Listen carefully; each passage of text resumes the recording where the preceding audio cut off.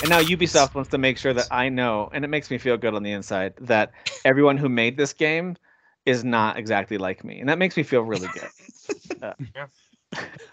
You know the warnings they put at the beginning, like don't worry, everybody. It's a multicultural team. Yes. Of different orientations. I've never seen. I'm gonna see it all the time. Is that for like you're talking about Far Cry 5, right? They did it for Assassin's Creed Mirage too. Yeah, okay. Yeah. So I thought they did it for Far Cry 5 to be like, don't worry, don't start shooting up our headquarters, please, white people. Calm down. Oh my god.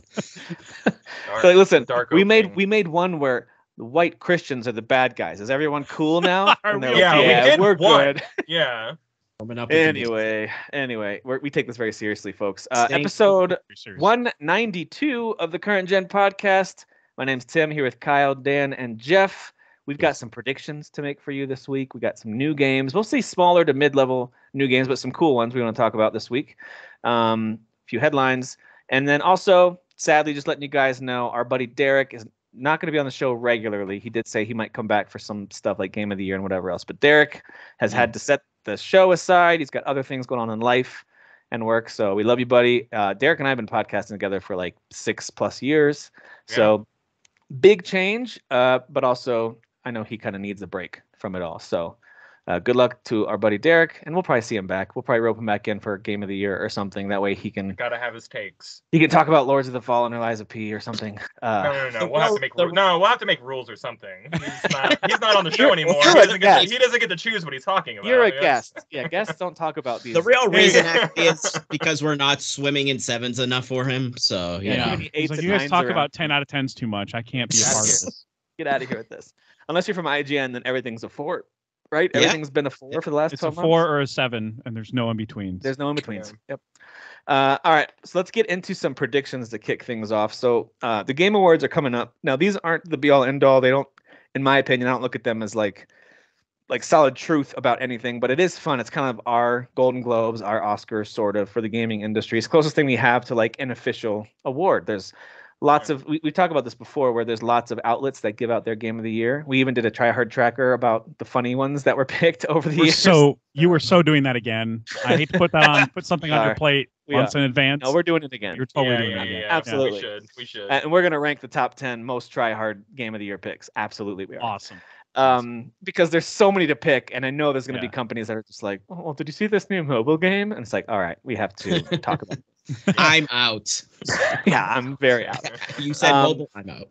So yeah, Game Awards are airing about a month from now. It's on December 7th, a little more than a month from now. And I think the nominees will be announced probably in about 2 weeks when the deadline is for the cutoff. It's possible it could be as early as next week, but I don't think so. Tickets, I think, if I looked at the website, tickets go on sale next week. There's an outside shot. They would also announce the nominees at the same time, but I don't think so. I think we got 2 weeks. Yeah.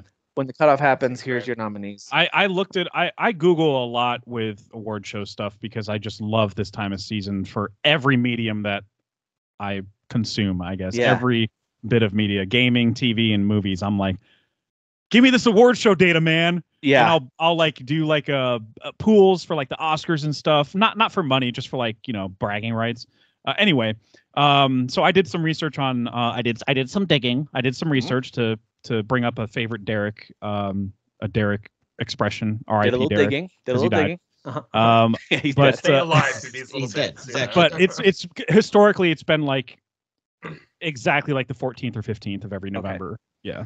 Okay. Which is probably so it's a good time to do deadline it now, right? Yeah, okay. Exactly.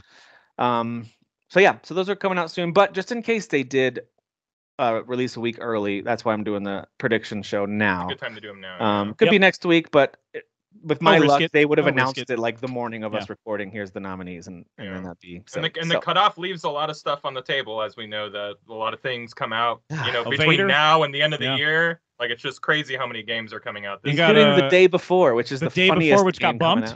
Got bumped. Yeah, it's a ripoff of everything. So there's totally coming out, guys. That game is totally coming out. There's sadly a lot of games that will get forgotten. You know, it's coming out the day before its actual release date. So. It's coming out. They pushed it to the same day as Avatar, and I'm like, oh, they're totally delaying it again and being like, oh, we didn't want to. I don't mean to break your hearts. Avatar, it's not coming out. Not happening. Yeah, it's not happening. That'd actually be an interesting thing for us to look back on. Like, what are the games that significant games that missed the cutoff? Because you've got everything from Assassin's Creed Valhalla to Final Fantasy 15, Cyberpunk, Halo Infinite, Cyberpunk. Halo Infinite was some pretty significant games missed the cutoff. Maybe not for overall game of the year in some cases, but at least for something. You know, I don't know. It's very interesting. The cut. I would say Halo Infinite should have been a game of the year. You know what I mean? Didn't it get nominated for like best action? I think the following year, which it got there. Like no one even. I doubt anybody casted a vote for it. But like nobody that game's put it so in for old. Yeah, that game came out this year. You know. Yeah. It's a qualify. It qualifies. Like they just. Which is a bummer because we all loved that game and it made our top 10 as a group. Like I know we all really enjoyed the campaign for that one, but anyway, we're not talking about that. That's so old. That's old news. What are we doing? We're talking about 2023, and we're gonna each make predictions for some of the major categories. And this is how we did it last year as well. Thanks, Jeff, for digging up the spreadsheet we used. Where we're gonna each make a prediction. I think we're going to pick 3 each. If this is what we did last year, I'm pretty sure we did. Yes. And then we get basically a point for each one we get correct. Mm-hmm. And we're going to do, I'm thinking like 6 of the major categories. We might add in 1 or 2 more depending on how quickly we go. But is it easier if I share the screen? Does that make it easier for us to? Yeah, it might be. I think we did that last time. Yeah. All right, so let me get that going here.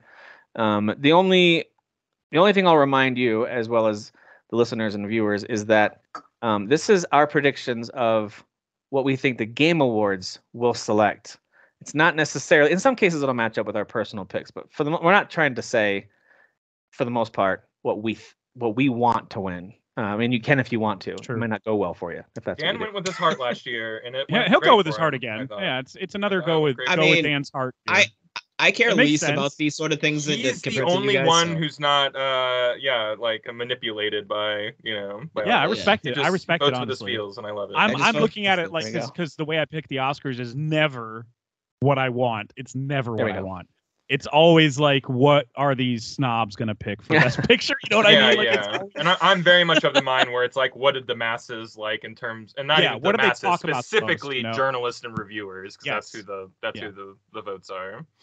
All right, well, let's get things kicked off. We'll just kind of go left to right on some of these. So Dan, we're gonna start with you, and you give us what are 3 games you think will get nominated for Game of the Year at the Game Awards this year.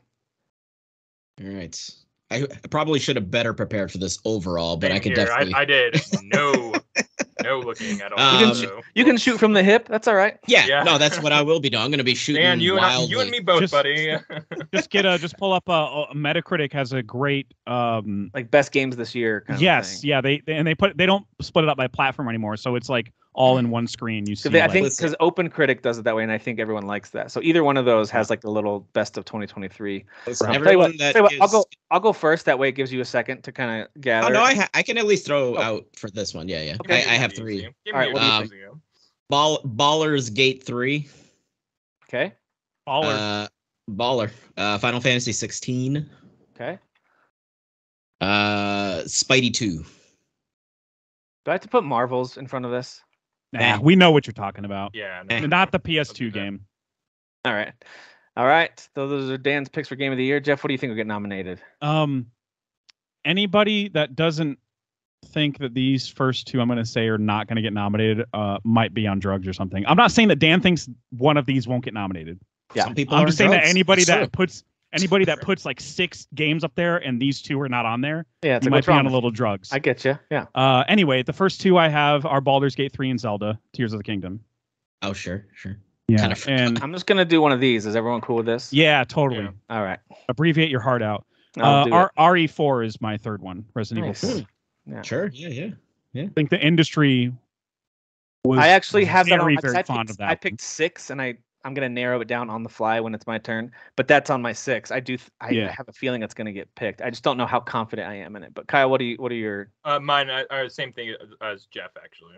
These 3? Nice. Yeah, they just did a industry-wide poll, and they voted Resident Evil 4 the greatest horror game of all time. So wow. I feel like that game is such a shoe-in for Game of the Year. Wow, dude. Not to win it, but to be nominated. Not to win it. Yeah, of course. Yeah. All right, I'm gonna go outside the box here yet, but whatever. We'll get there. I'm gonna see if I can. Sometimes you try to go for an extra point or two. You ever seen like sports predictions and someone tries to pick an upset to try to get the leg up on their So I'll be making some of those. I'm gonna go with Armored Core 6. We'll get fair a nomination. Totally fair. Because I think they freaking love From Software over there. Yes, just give me PTSD. And journalists, even though it wasn't as trendy or as viral as the other games that we've mentioned. So Armored Core 6 is kind of one of my dark horse. The journalists love that game. For nominees, I absolutely don't think it would win, but I think it could very well. I mean, Stray got nominated. Anything's possible. Yeah, all right. I will say, as far as none of us, what's the cucky indie game of the year? Like, I don't. There isn't room for one. Sea of Stars. I guess? But like, I don't know. Is there one that like you? It better be Dave the Diver, or I will burn this. Yeah, that's what it was. It was Dave. That game like was top of the Steam charts for a while. It's like 90 on Metacritic. I would say that or Sea of Stars, because Sea of Stars is like in the 8s or 9s. Like it's consistently like high performing. Yeah, no, that's consistently a lot of love throughout the industry. So, yeah. Also, I will say, both better than Stray. Just FYI, both of those games. Yes, absolutely, 1,000%. What was that doing on the list last year? Anyway, when Dan said Final Fantasy 16, my heart broke a little because I don't think the industry is gonna. I don't think it'll get nominated. Yeah, I'd like it too. Because that is my favorite game. I think it's still my favorite game. It's not my fault. The industry is fucking stupid. Yeah, thanks. I'm on Team Dan on this. That is not your fault. I think they're going to get nominated in a bunch of other stuff we're about to talk about. Though, so yeah, I think. Dan, I would never blame you for that. Just for the record, I would never. Thank you for not blaming. I would never take the blame. I will personally blame you and send hate mail, old school hate mail, to your address. All right, I'm moving into best narrative, and we'll kind of do a snake draft here. So I'll pick these three first. I think Baldur's Gate 3 will get a nomination for best narrative. I think, where's my list here? I'm gonna go with Alan Wake 2. Good job, Tim. And then I'm gonna go. So proud. Also a little outside the box, but I do think they'll nominate it. Is there a precedent for expansions getting nominated for side categories? I think the one this big would. I think Phantom Liberty is gonna get a nomination here, but I could be. Maybe that's too much of a stretch. No. I don't know. I don't think. You know what? I'm gonna play it. I'm gonna play it safe. I'm gonna go Spider-Man 2. I'm gonna play it safe. All right, Kyle, what do you think? Baldur's Gate 3, Alan Wake 2, and Final Fantasy 16. All right. And Jeff, what do you think? Well, slightly different than y'all. Baldur's Gate 3 for its variety. Final Fantasy 16. Especially because of the lore check-in. That could be part of narrative. I think that will be a point of like talking about. Yeah. And Spider-Man 2 is just. I mean, I'm torn between that and Jedi Survivor, but I gotta go Spider-Man 2. Yeah, I think Jedi Survivor and Spider-Man 2 are both like shoe and nominations. If there's they gotta be. Yeah. All right, Dan, what do you think? I'll do Baldur's Gate as well, Final Fantasy, and I'll throw in Star Wars, even though I haven't played it yet. I think it's a safe bet, Dan. And you would love it too. I think it's a safe bet. Yeah, I think it's a safe bet. Did I do the colon correct there, right? Isn't it Star Wars Jedi? So. Survivor? I don't know. I'm going to get mad if I check it and it's wrong later, though. So. Same. If I have the energy or desire to check, if I remember to check, I'm gonna cash that trouble, check on mister. You. You know what? Just don't remind me to check. Kyle just told me. Kyle, I also don't know, is what he just said. But I'll be mad if I don't get it right. You know what, Kyle? I'll jot it down for you. All right, Dan, it's back to you for best game direction, and I know that there's all kinds of rules that we're not aware of around this one. Yeah, what the hell does that even mean? It's a variety of things. It could be like the cinematic direction, but also think about like I always think of it as like best director, kind of like how was this game managed? The game pacing, all that kind of stuff. Yeah. If you don't crunch, that's better. True. Yeah. Very true. All right, so we'll throw 16 in there because my brain is like going to boss fights, like wonderful direction with the boss fights. Yeah. Jeez, let's see.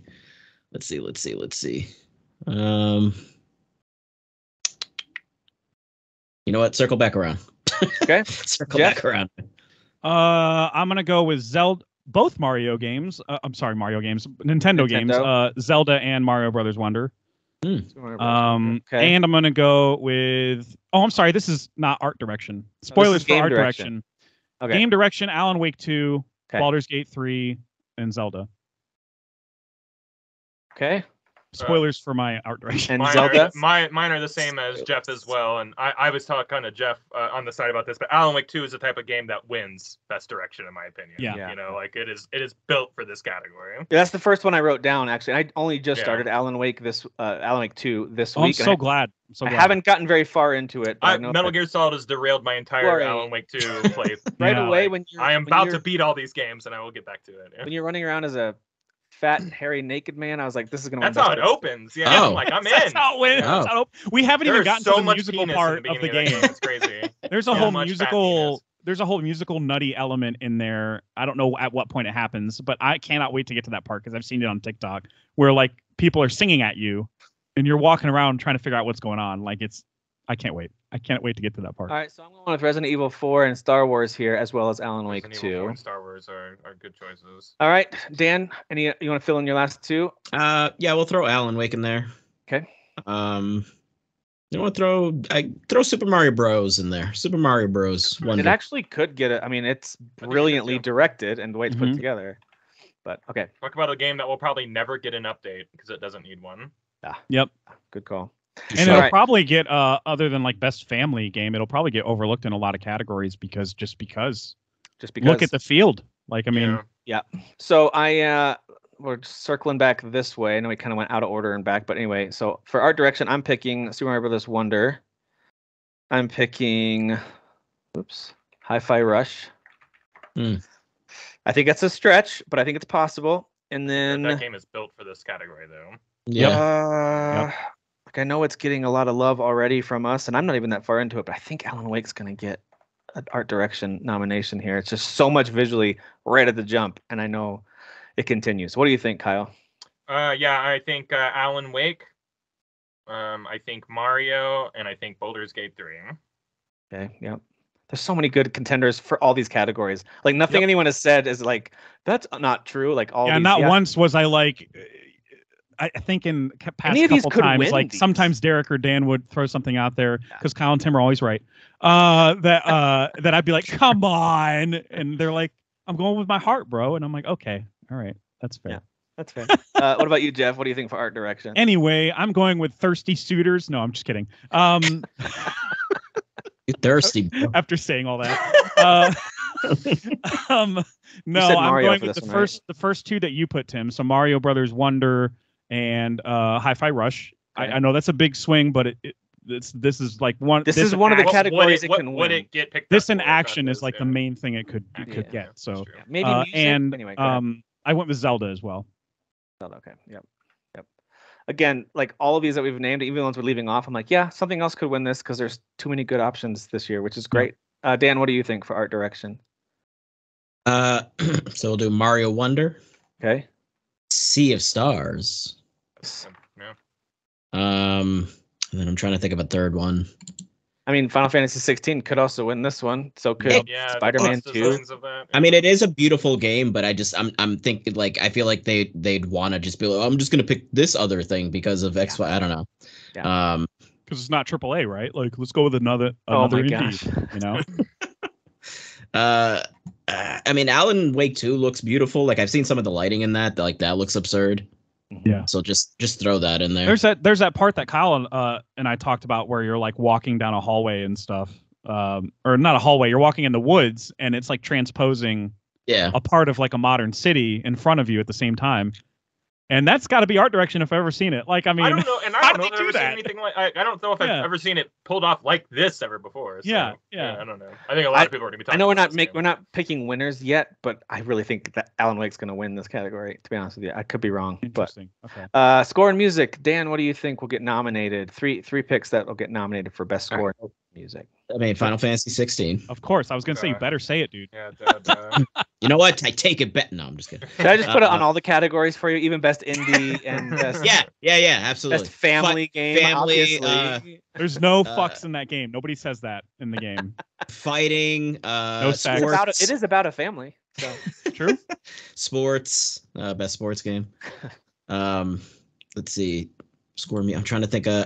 Sea of Stars. The music in that is phenomenal. It is. They put so much thought into that. It is. Zelda. Okay. Jeff, what do you think? I agree with Final Fantasy 16. I think that's a shoo-in. I think Mario Brothers Wonder is a shoo-in. Music's blown me away, dude. It's so good. Yeah, it's from the first level. You're like, shut up. This is the music. Get out of here, dude. It's amazing. Yeah. No, it's ridiculous. And I think this is one of two categories that this game. This is a going with my heart pick. Hogwarts Legacy. I love the music in that game. I almost picked it for art direction. I think that's a shoo-in personally. Yeah, I hope so, but I feel like the industry's going to be like, well, I don't want the problem. We don't want to even bring it up. Yeah, exactly. They're going to pretend it never came out. Yeah, you're going to pretend that game didn't sell $1 billion. Okay. Yeah, I know. UK is like most high-selling game ever. I think there's a mission in Spider-Man 2 where he saves innocent people from playing that game just to protect them. You know? Yeah, right. Jesus. He's webbing copies of the game out of stores. Yeah. Wow. Kyle, what do you think for best score? I think Starfield. Yeah, dude. I think Final Fantasy 16, and I think Star Wars Jedi Survivor. Nice. Oh, that's a great score. That's such a good score that I was like, did they contract John Williams for this? Like, it's Someone came in and did a really good hey, I'm just gonna pluck that vibe. Yeah. So I'm gonna go with Hi-Fi Rush on this because music is at its core. I think, and there's a lot of original songs in addition to not original songs there. So I think that one. Let's see. I'm looking at my 6 that I've got picked. It's hard to narrow it down a little bit. I'm going to copy Kyle and go with Starfield. That music is unreal. And I think it'll get... It's just very cinematic. It's also not going to get nominated for a lot. And I think this is one of the categories. I agree. Yeah, another overlooked game. I think it's going to get some technical stuff. Yeah. I don't even know if it's a shoot-in for Game of the Year of one of the 6 or 10. I don't think it is. I think that and Final Fantasy 16 will get the shout. But I just don't think the show is going to recognize it. Yeah. I think you're right. And then, the last one's tough. All right, I'm gonna go with Baldur's Gate 3 with this one. I think the menu music alone is gonna be enough for people to be like, all right. Have you heard know what? I don't know why I didn't pick that. That's crazy. I've literally picked it for every other category. I don't know. But I did have it in there for this one, and then I was like, Hogwarts Legacy, man, I just love that music so much. It's such a. If Baldur's Gate 3 doesn't get nominated, I'll eat a boot. Like, that's crazy. Cook it first, though. You got to cook it. I'll eat it raw. I'll eat it sushi boot. Yo, that's what she said. Raw boot. All right, so for performance, it's a little weird one. Tell me what you guys think about this. Instead of picking, because we didn't all have a chance to do all the homework on this, should we just say a game, and then if we get that right, that's correct? Yeah. I went ahead and nominated performances, so I can give y'all some ideas, I guess. You did individual performances? Yeah. I am confirming the name because I had 2 characters specifically in my head, and I know one of their names. I had to remember. If you have character and game name, that's probably going to be enough. So that's fine if you have that. I think we count it if y'all just want to list games. We should still count it if you get it right. Yeah, but you can list the character. You don't have to know the actor's name necessarily. Character probably. Yeah. Okay, so Jeff, why don't you give us yours first since you've got them. I went with Idris Elba, Solomon Reed, and Phantom Liberty. Never mind. I thought I was going to do a big swing, but you're all right. I was going to pick that or Song Me from that. Gotcha. You can just put Cyberpunk, whatever. Okay, so I could just put the actor's name maybe, and the actor's name and then Cyberpunk. I think this is one of the categories that they would be like, DLC is fine. I think so too. It's a brand new character, of course. It's great. I thought it was a big swing, but we're all on the same page. Cool. All right. Yeah. Jennifer English, who played Shadowheart in Baldur's Gate 3. Yeah. I mean, if what's her name, Lady D, can get nominated, then she's going to get nominated. She does way more in this game. And then Yuri, of course, Yuri Lowenthal as Peter Parker in Spider-Man 2. Let's just put Spider-Man 2. All right. Yeah. All right, Kyle, do you want to? I think he brought. I think he brought layers to his that were like, because he had to, because it's Venom, had to because of the story that, and then the emotion at the end too and stuff. Yeah. Very, very good. I think the guy who plays Asterion from Baldur's Gate 3 is going to get nominated. Yep. I think there's going to be at least 2. How do you spell it? Baldur's Gate. A? I don't know. Okay. I can't remember. That looks good. I think there will be at least 2 from Baldur's Gate nominated in here for sure. I think Yuri Lowenthal is a shoo-in. God damn, I just had the last one on top of my head, and now I can't think of it. I think the guy who plays Clive from Final Fantasy 16 will get it. Nice. Ben Starr. Yeah. Ben Starr, yeah. That was one of mine, is Clive from Final Fantasy 16. If it helps any of y'all, one of them that I cut was Cameron Monaghan from Star Wars Jedi. That's actually that's my next pick, is Cal Kestis. Okay. I didn't know if any of y'all had that idea. So I just Star Wars Jedi Survivor, and then also I didn't know her name. I was just gonna put Shadowheart. Yeah, but I'll copy Jennifer English because I think she is fantastic. She brings a lot of heart to that game. She really does. Maybe even a Shadowheart. Who knows? I also just want to call out that the guy who does Alan Wake is totally going to get nominated. Just FYI. Probably nobody else from that. Yeah, I do. Yeah, nobody. Yeah, nobody else. Nobody else, but the guy who plays with Alan their Wake weird accents, the Danish accents or Finnish or whatever. Oh, we're from the Midwest, but we're talking with a European accent. I'm not even going to try and do the accent. But yeah. Who do you think, Dan? I wanted to do two because I had two specifically Final Fantasy 16 in mind. I'm like really torn, but I think Ben Starr, especially since he's like gotten super popular on social media. You're right. Yeah, but he's very funny. Like his social media posts are great. That Mario thing that he did, it's me, Mario. I'm fucking Mario. Yeah, like it's just really. But he's also looped in tons of other voice actors to join him on little clips. Yeah. Like it's very, very well done. And and then Yuri Lowenthal. Okay. Did you want a second Final Fantasy person there too? I was gonna just do a third different one just to have just to spice it up, Mixing it up. All right. Emily O'Brien from Starfield. She's Sarah. Oh, Sarah Morgan. She's a blonde girl. Okay. Mm-hmm. Yeah, I don't know. There was something about her, like Emily O'Brien. Is that her name? Yeah. That just like I don't know how to spell this. That's a good swing. I think she's fantastic. I think she's fantastic. Like in that game, like I really enjoyed having her. Like it's not her fault that her eyes do that. She's a good actress. Almost everybody's got Bethesda eyes in that game. She's just a victim of the engine. It's fine. Sure. She is good in that. Very good. All right. Do you guys have it in you to make a few more predictions, or are you good? I think Best Indie would be a good one to guess because we don't get to talk about this. Well, I mean, at least as far as the industry goes, it's just not talked about a lot, All right, let's do Best Indie. We had Jeff start last time. Dan, would you have indies off the top of your head, or do you want to circle back? I mean, I definitely know. I mean, Sea of Stars is definitely immediately pops into my head. Is that not a AAA? Let's do one at a time, actually, this time to make it a little different. Jeff, what's one that you would nominate? I like that. Cocoon. Oh, did I say it wrong? Cocoon. Yeah. Kyle?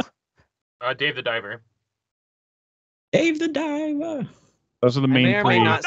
I may or may not sometimes sing that as if it's Bob the Builder. And yeah. I don't know. Oh, Bob. It's just what Dave the Diver. All right, I'm going to take a kind of a deeper cut video verse. I don't even know what that is. That's crazy. That's not a real thing. But yeah, check it out. It's like a retro gaming indie game. It has like a 92 on OpenCritic. Holy crap. Okay. Where is the on OpenCritic? I've struggled to find their. It's not like the 2023 Hall of Fame is what they call it. It's I got to scroll down. Okay, I see where it is now. Yeah. Holy crap. 92. Yeah, it's pretty crazy. I'm also going to go with Dave the Diver. Okay. Kyle, what else do you think? Dredge. Nice, dude. That's a good one, dude. Yes. By the way, Dredge has DLC coming out in a few weeks. I'm super pumped for that. Dope. That's awesome. Yeah. They have a huge DLC coming out next year, but they had to delay it, so they're creating a smaller one for this holiday. What do you think, Jeff? What's another one that's going to be nominated? This is kind of a swing. Slay the Princess. It's a visual. Yeah, it's. I think it's like mostly a visual novel thing, but dude, the acclaim for this game is out of this world. Yeah, sometimes the critic reviews on indies are a giveaway as to what will win. Sometimes. Yeah, exactly. What do you? And except for Stray, I guess it won all the indies, including like debut indie. It won all of them, which was weird. Right. Dan, what's another one for you? Actually, go ahead and name your other two, and then we'll go across. I think we should all pick different ones just to be all over the map. You know what I mean? That'd be fun. Sorry, I copied Dave the Diver. You say that. Yeah, I was gonna say you say that, but I'm going with Dave the Diver. Dave the Diver. Can he dive? See, Kyle, you're with me. What's another one, Dan, that you think? Oh no, okay. I was just double checking. I was gonna say if Rogue Legacy 2 counted, but I think that was last year. I think it was. I think that was last year, yeah.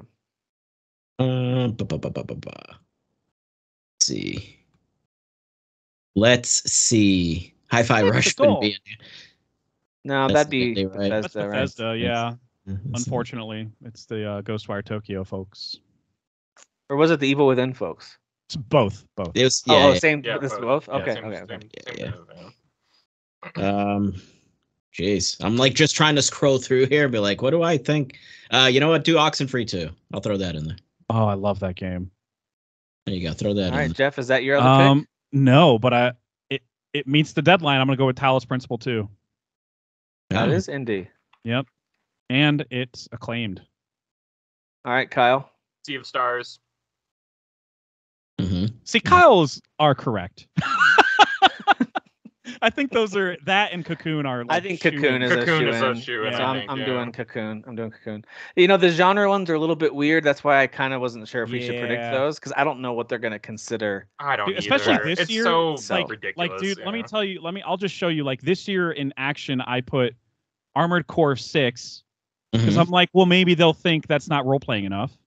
And then in action adventure, I put Final Fantasy 16, thinking the same thing. Maybe they'll think it's not role playing game at the same time. Yeah, exactly. So I'm like, it's such a toss up between those next three. I mean, Zelda to me is an action adventure. It's call that an adventure game. Literally what it is, right? So, and then Mario is family, and it could be family too. But isn't Spider-Man 2 also an action adventure? Yes, because it is. It's an open world Jedi action Survivor adventure game. But it is framed off of a regular character action game, like that Batman Asylum, So so it's just weird. Yeah, because like you could throw them in either. But I think that's where you'll see some games that aren't getting love anywhere else. Like Dead Island 2 might get. It will be in one of those action. It might get one of them. Right? I could see them doing some like action adventure and me going, why would it be there? Lies of P could get a best action nod because it's not going to get nominated elsewhere. So anyway, Starfield might be action adventure. I don't know what they might. It might. So yeah, we won't bother with the genres just because that's a headache for us to even figure out. There's just too much crossover between genres, which I think is a good thing. Like as a gamer, I really like that there's a lot of crossover between genres. It's just weird when you want to start like drawing lines in the sand, but I'm glad they're doing it, not us. Exactly. All right. So there's your predictions from us. We'll see how we do when the nominations come out, probably in a couple weeks here, and then we'll circle back to that, and then we'll make our predictions for the winners based on who's actually nominated. And then the winner will get to make fun of the others relentlessly. That's how we're going to do it. Oh, nice. And cut off their heads like Highlander. Oh, wow. Okay. That's what. Because there can only be one. Highlander. There can only be one. We all get it. All right. So that's pretty exciting. I am looking forward to the Game Awards. That's a topical reference, dude. See? Extremely. Highlander is very topical. By the way, with a little Cavill's bringing it back, guys. It's super topical. True. No, is he really? Yeah, Jeff did a little doozy. And they're hoping it's a franchise or whatever. Yeah. Show us your doozy hard seltzer. Oh yeah, doozy hard seltzer. I don't know the words to the rest of the song. Right, you got the crow. Near crow.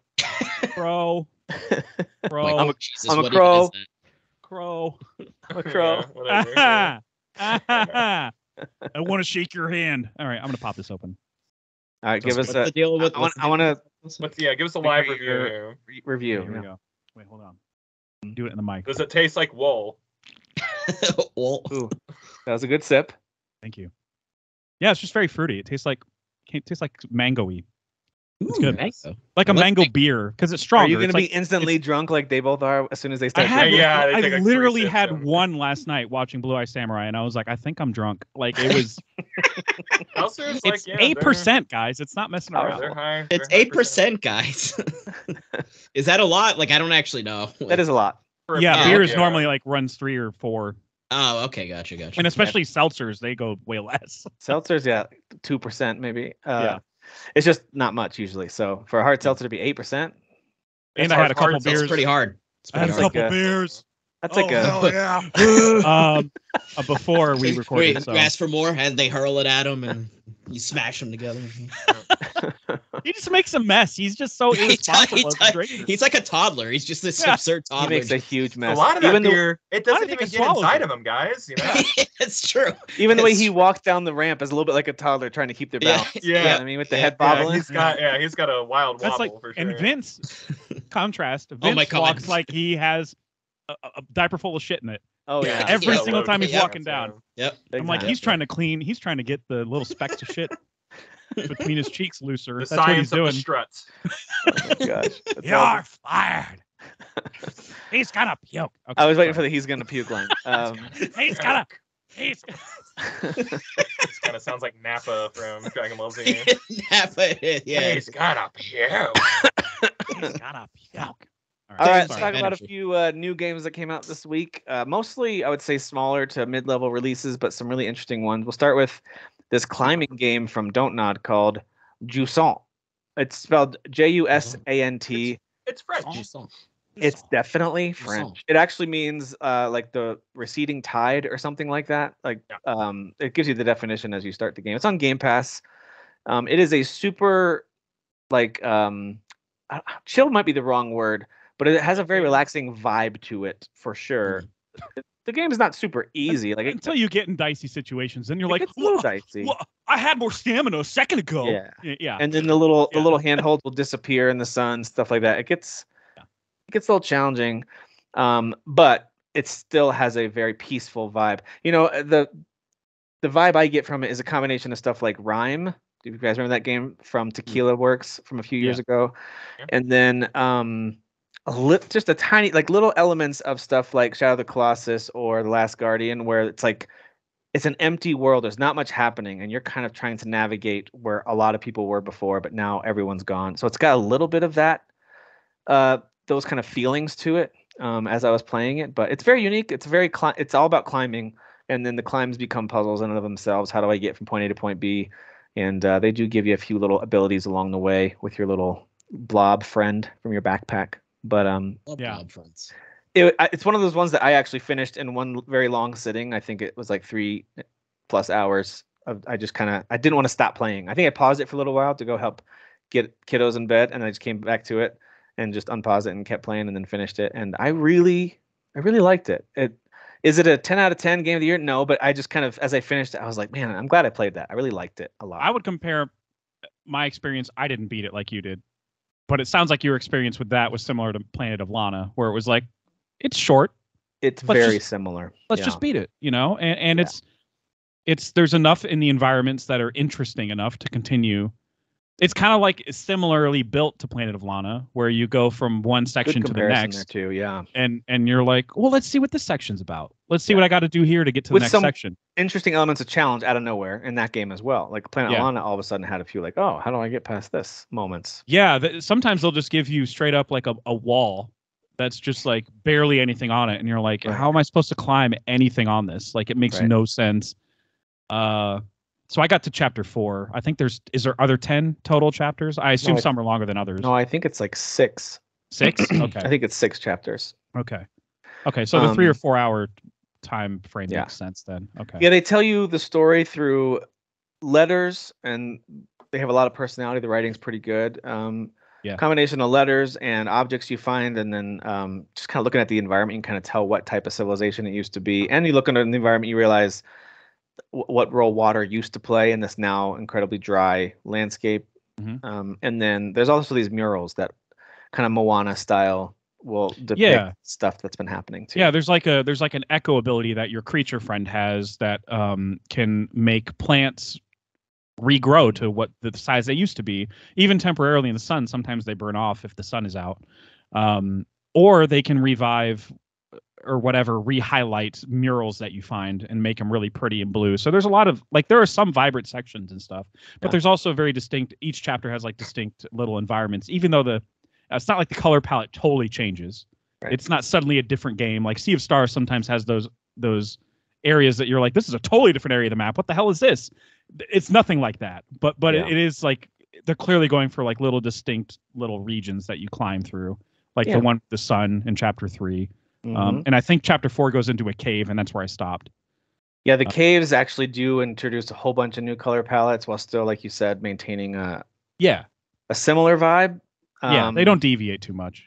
But yeah, it does introduce a surprising number of colors that I didn't expect as you go to the deeper areas. But yeah, no, I thought it was really well done. It's got good art style. We talked about art direction with our predictions. I don't think this could be a surprise nomination, and I wouldn't be mad about it because the art direction is quite good. Like they did a really good job of making it feel like a lived-in kind of mountain village or whatever it is. The score is tremendous too. It's the type of score that all of us would listen to and go, "Ooh, that's very cinematic and very pretty," and makes you I don't know, wish your dreams could come true. Something hokey. Basically, it just makes you feel a lot of things, even though it's just a simple mountain climbing game at the end of the day. Yeah. But the mountain climbing is very, I think I've explained this before, and we touched on it during the demo, but it's like left trigger is your left hand, right trigger is your right hand. And eventually you just kind of get in the rhythm of like, you're just doing this. Right. Like it becomes second nature. Like at first you're like, how am I going to do this? But eventually, as soon as you see the wall, you're just like, like you're just flying. So it's not that hard.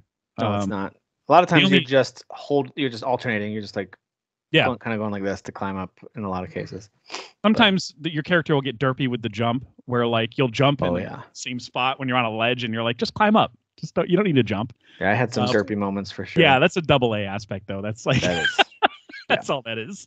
Kyle or Dan, did you play this one? It's on Game Pass. I don't know if you tried it. I didn't get to it now. I did not play. I do wonder. This is Don't Nod, right? Yeah.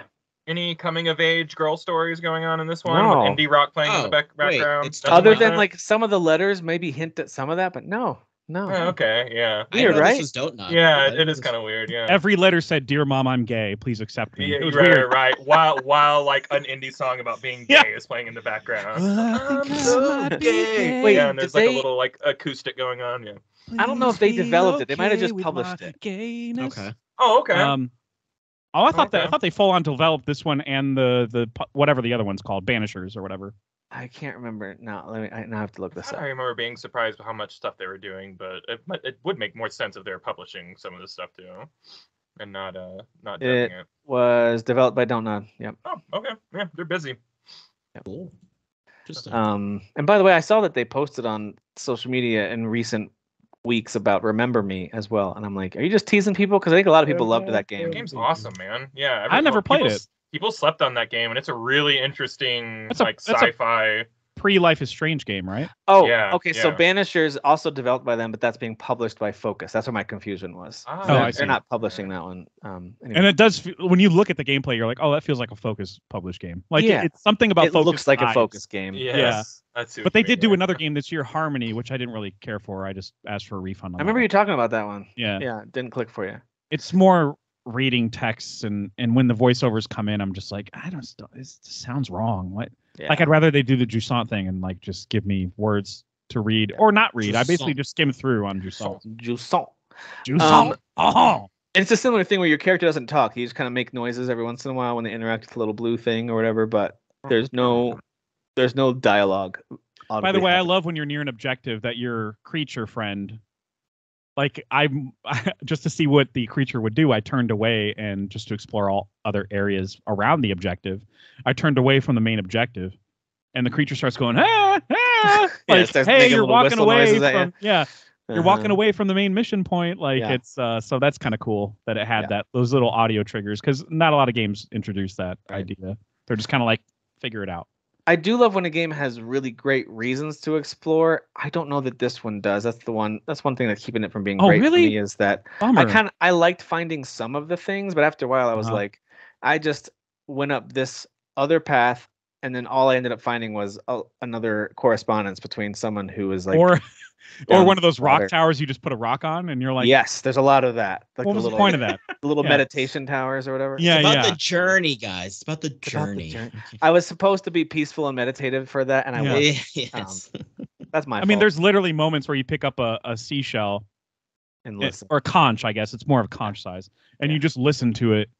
And there's really not. You would think that there would be more of like an echo audio of what used to be happening there when the town was filled with people, but no, it's just ambient sounds. Yeah. And I'm like, what was the point of this? The coolest one is when you pick it up and you're like in this workshop looking place, and there's all these empty fountains and places where water clearly had been running, and it's not. I saw that. So you listen, and it has the sounds of like water running and lapping and kind of like. Those are nice touches where it's like this is what the world used to be. But again, it's meant to be a contemplative experience, I think, and I did, guys. I contemplated. It Jusanted your brain. It Jusanted. Or whatever. That's a verb. Sure it is. The next game that came out this week was League of Legends. You guys play this? No? That's for nerds. Just kidding. You bait and switch, are you? Just being silly. It's another spin-off League of Legends story called The Song of Nunu, which is a funny name because it's a silly little kid named Nunu. We were kind of chatting about this in our group chat earlier, that I think League of Legends has done an excellent job, absolutely stellar job of marketing their lore and their world and their characters. Not everyone's been a home run, but they've nailed some solid content. Obviously, Arcane is one of the best animated shows I've ever seen. It's up there. And then their games have been anywhere between, I would say, above average to pretty great. Nothing's been like a Game of the Year winner, but The Ruined King is a really great RPG that I still need to go back to. That one had awesome pirate kind of ghost vibes. It was really neat. And then Mage Seeker was this really cool kind of isometric action game where you have those chains that have the different elements of magic on it. And then you have Convergence, which is a super stylish action side-scrolling platformer. Love that game. Type thing. Any other year, I would be like, oh, that's a my 10 for the year. Yeah, like, really cool. And for me. And then now they've got this 3D platforming adventure game called Song of Nunu, which I would describe, like, if you liked early to mid 2000s mascot platforming games, like, this is one of those. It looks better. I'm not saying it looks like a PS2 game. It's not the most pretty game ever, but it's also not ugly. It's got a decent style to it, but it's very simple. And it's one of those things where, like, the wall texture looks a certain way until it wants you to climb on it. Then it looks completely different for no reason other than you're going to climb on it. It's that kind of very simple game design, you know. Sure. It's funny that they call it Nunu if it feels so old. Hey, I'll be here all night, guys. Good I'll be here all night. Wow. There you go. So the Song of Old, it does do some cool things with the flute. Your little Nunu character is this little boy from this tribe who has a flute that has these magical powers, and it does some cool puzzles that almost remind me a little bit of Ocarina of Time, where you have to play the notes correctly in order to advance, you know, get the thing to move into place. And it starts out super simple. You play one note and it's done.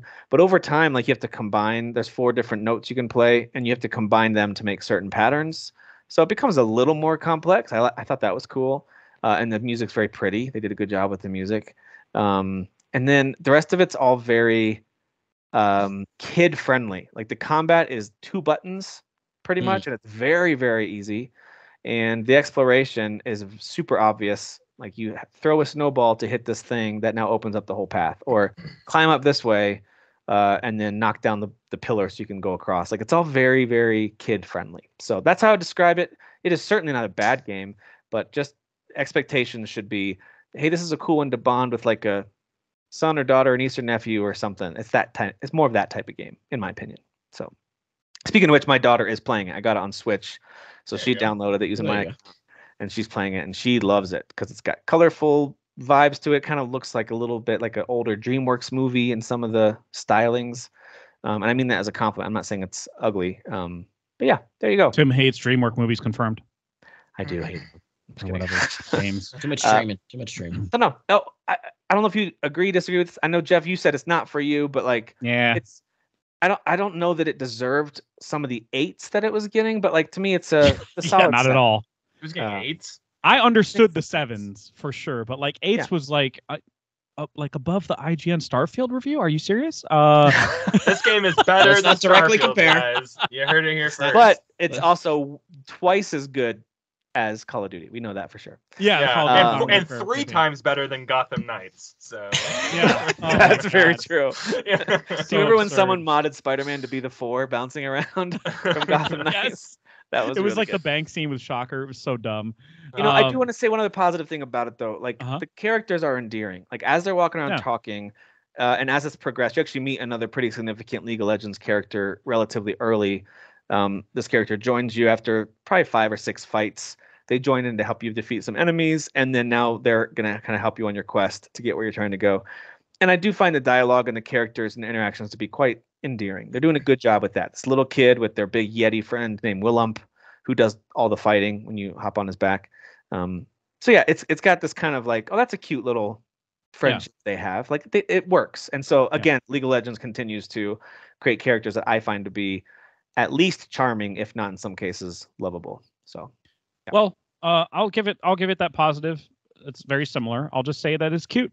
But apparently I have my limits with cute. I didn't know that about myself until this game.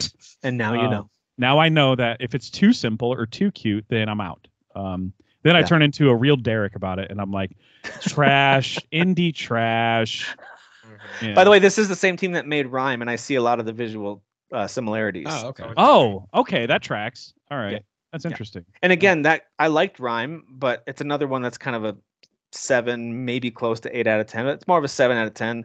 Cool ideas, nice, kind of clean but simple visuals, and charming. Like, so it kind of, to me, that kind of tracks together. But by the way, speaking of super charming and cute, RoboCop Rogue City is out. And it's the same game. That game literally is the same adorable. Yeah, super adorable. Can I just say, I feel like everyone was talking about this game like it was going to be a 9, and then when it came out and got 7s, I go, yeah.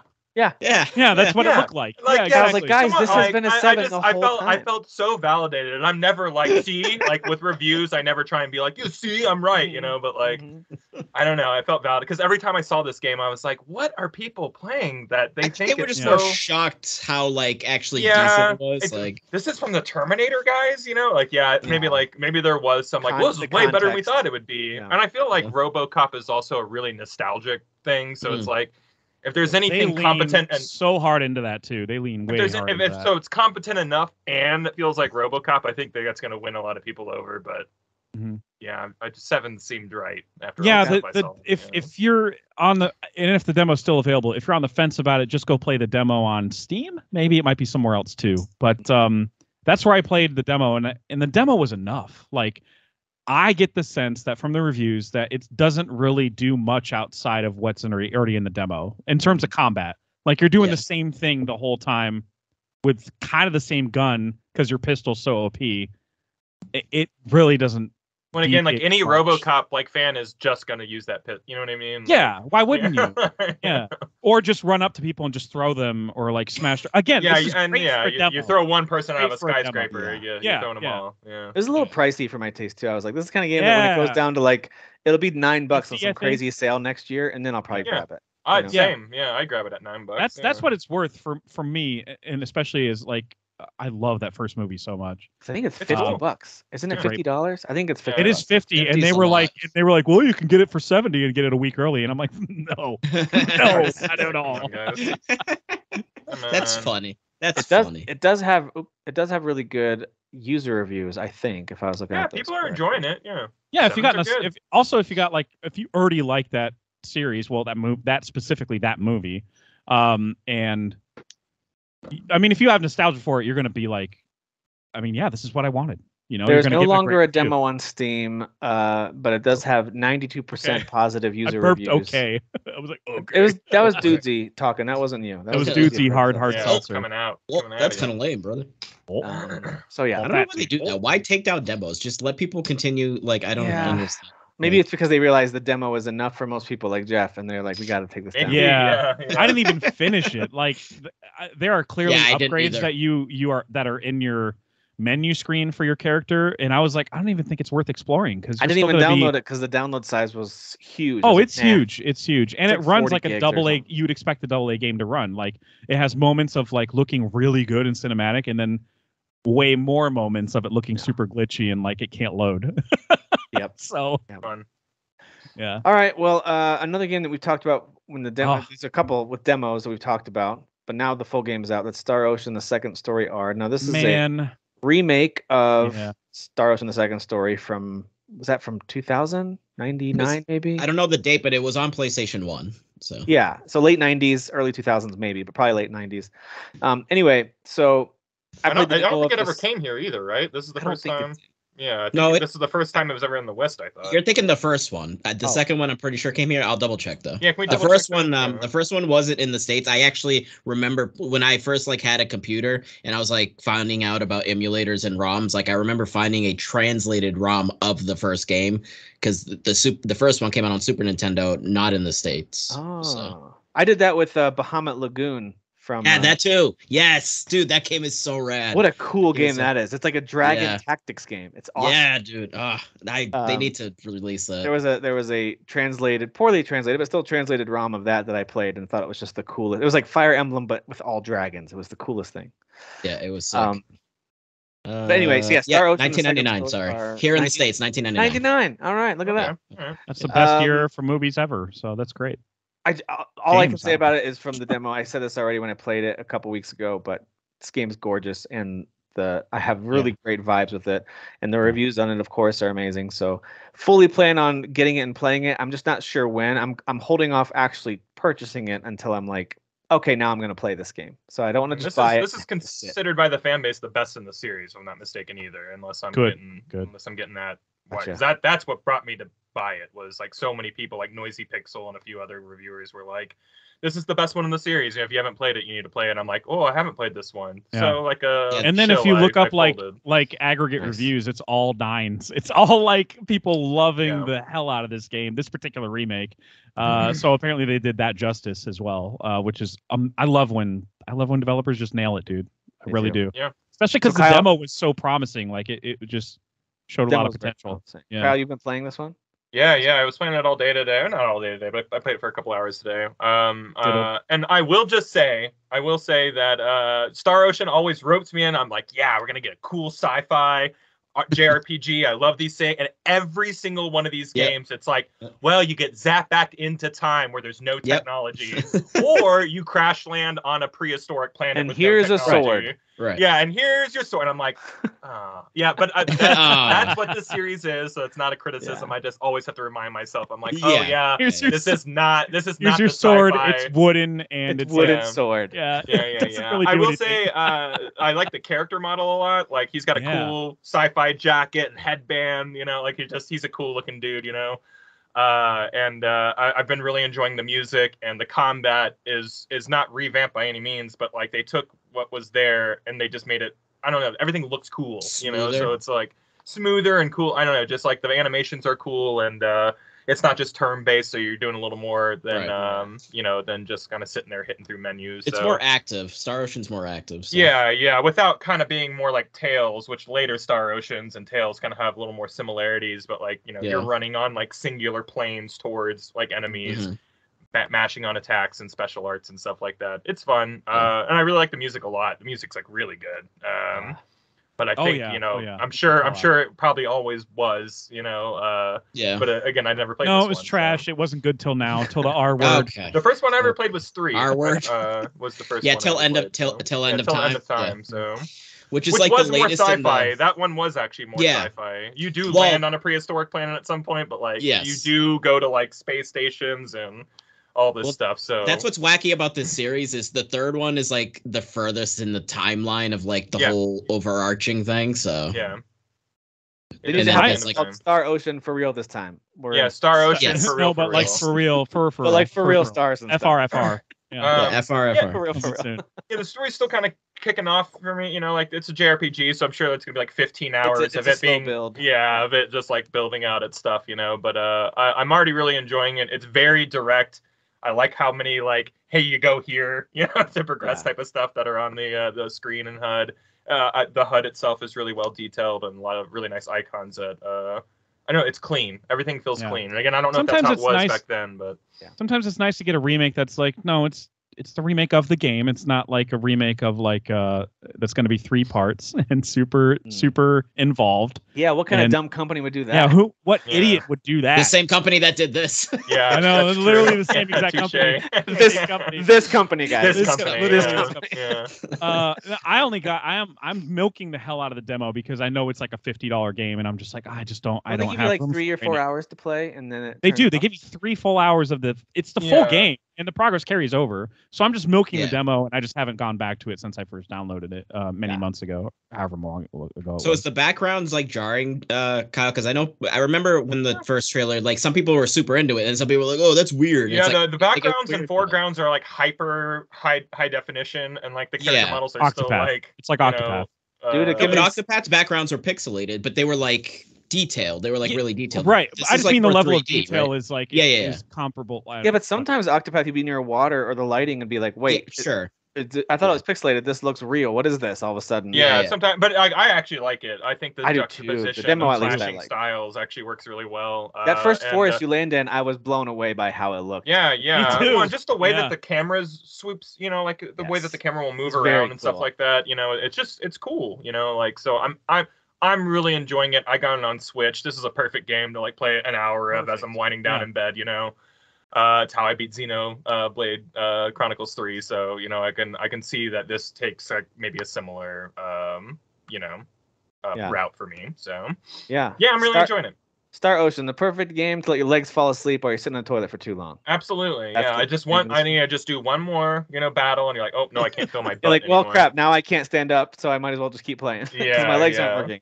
I really hope this means that we do get like a remake or a mix of 3 at some point, because like I know you can download that game on PS5, like the PS2 version or whatever, but like it would be really nice to get like a clean up of that game and get that back in, because that's I think a lot of people. Yeah, they remastered it. They remastered it.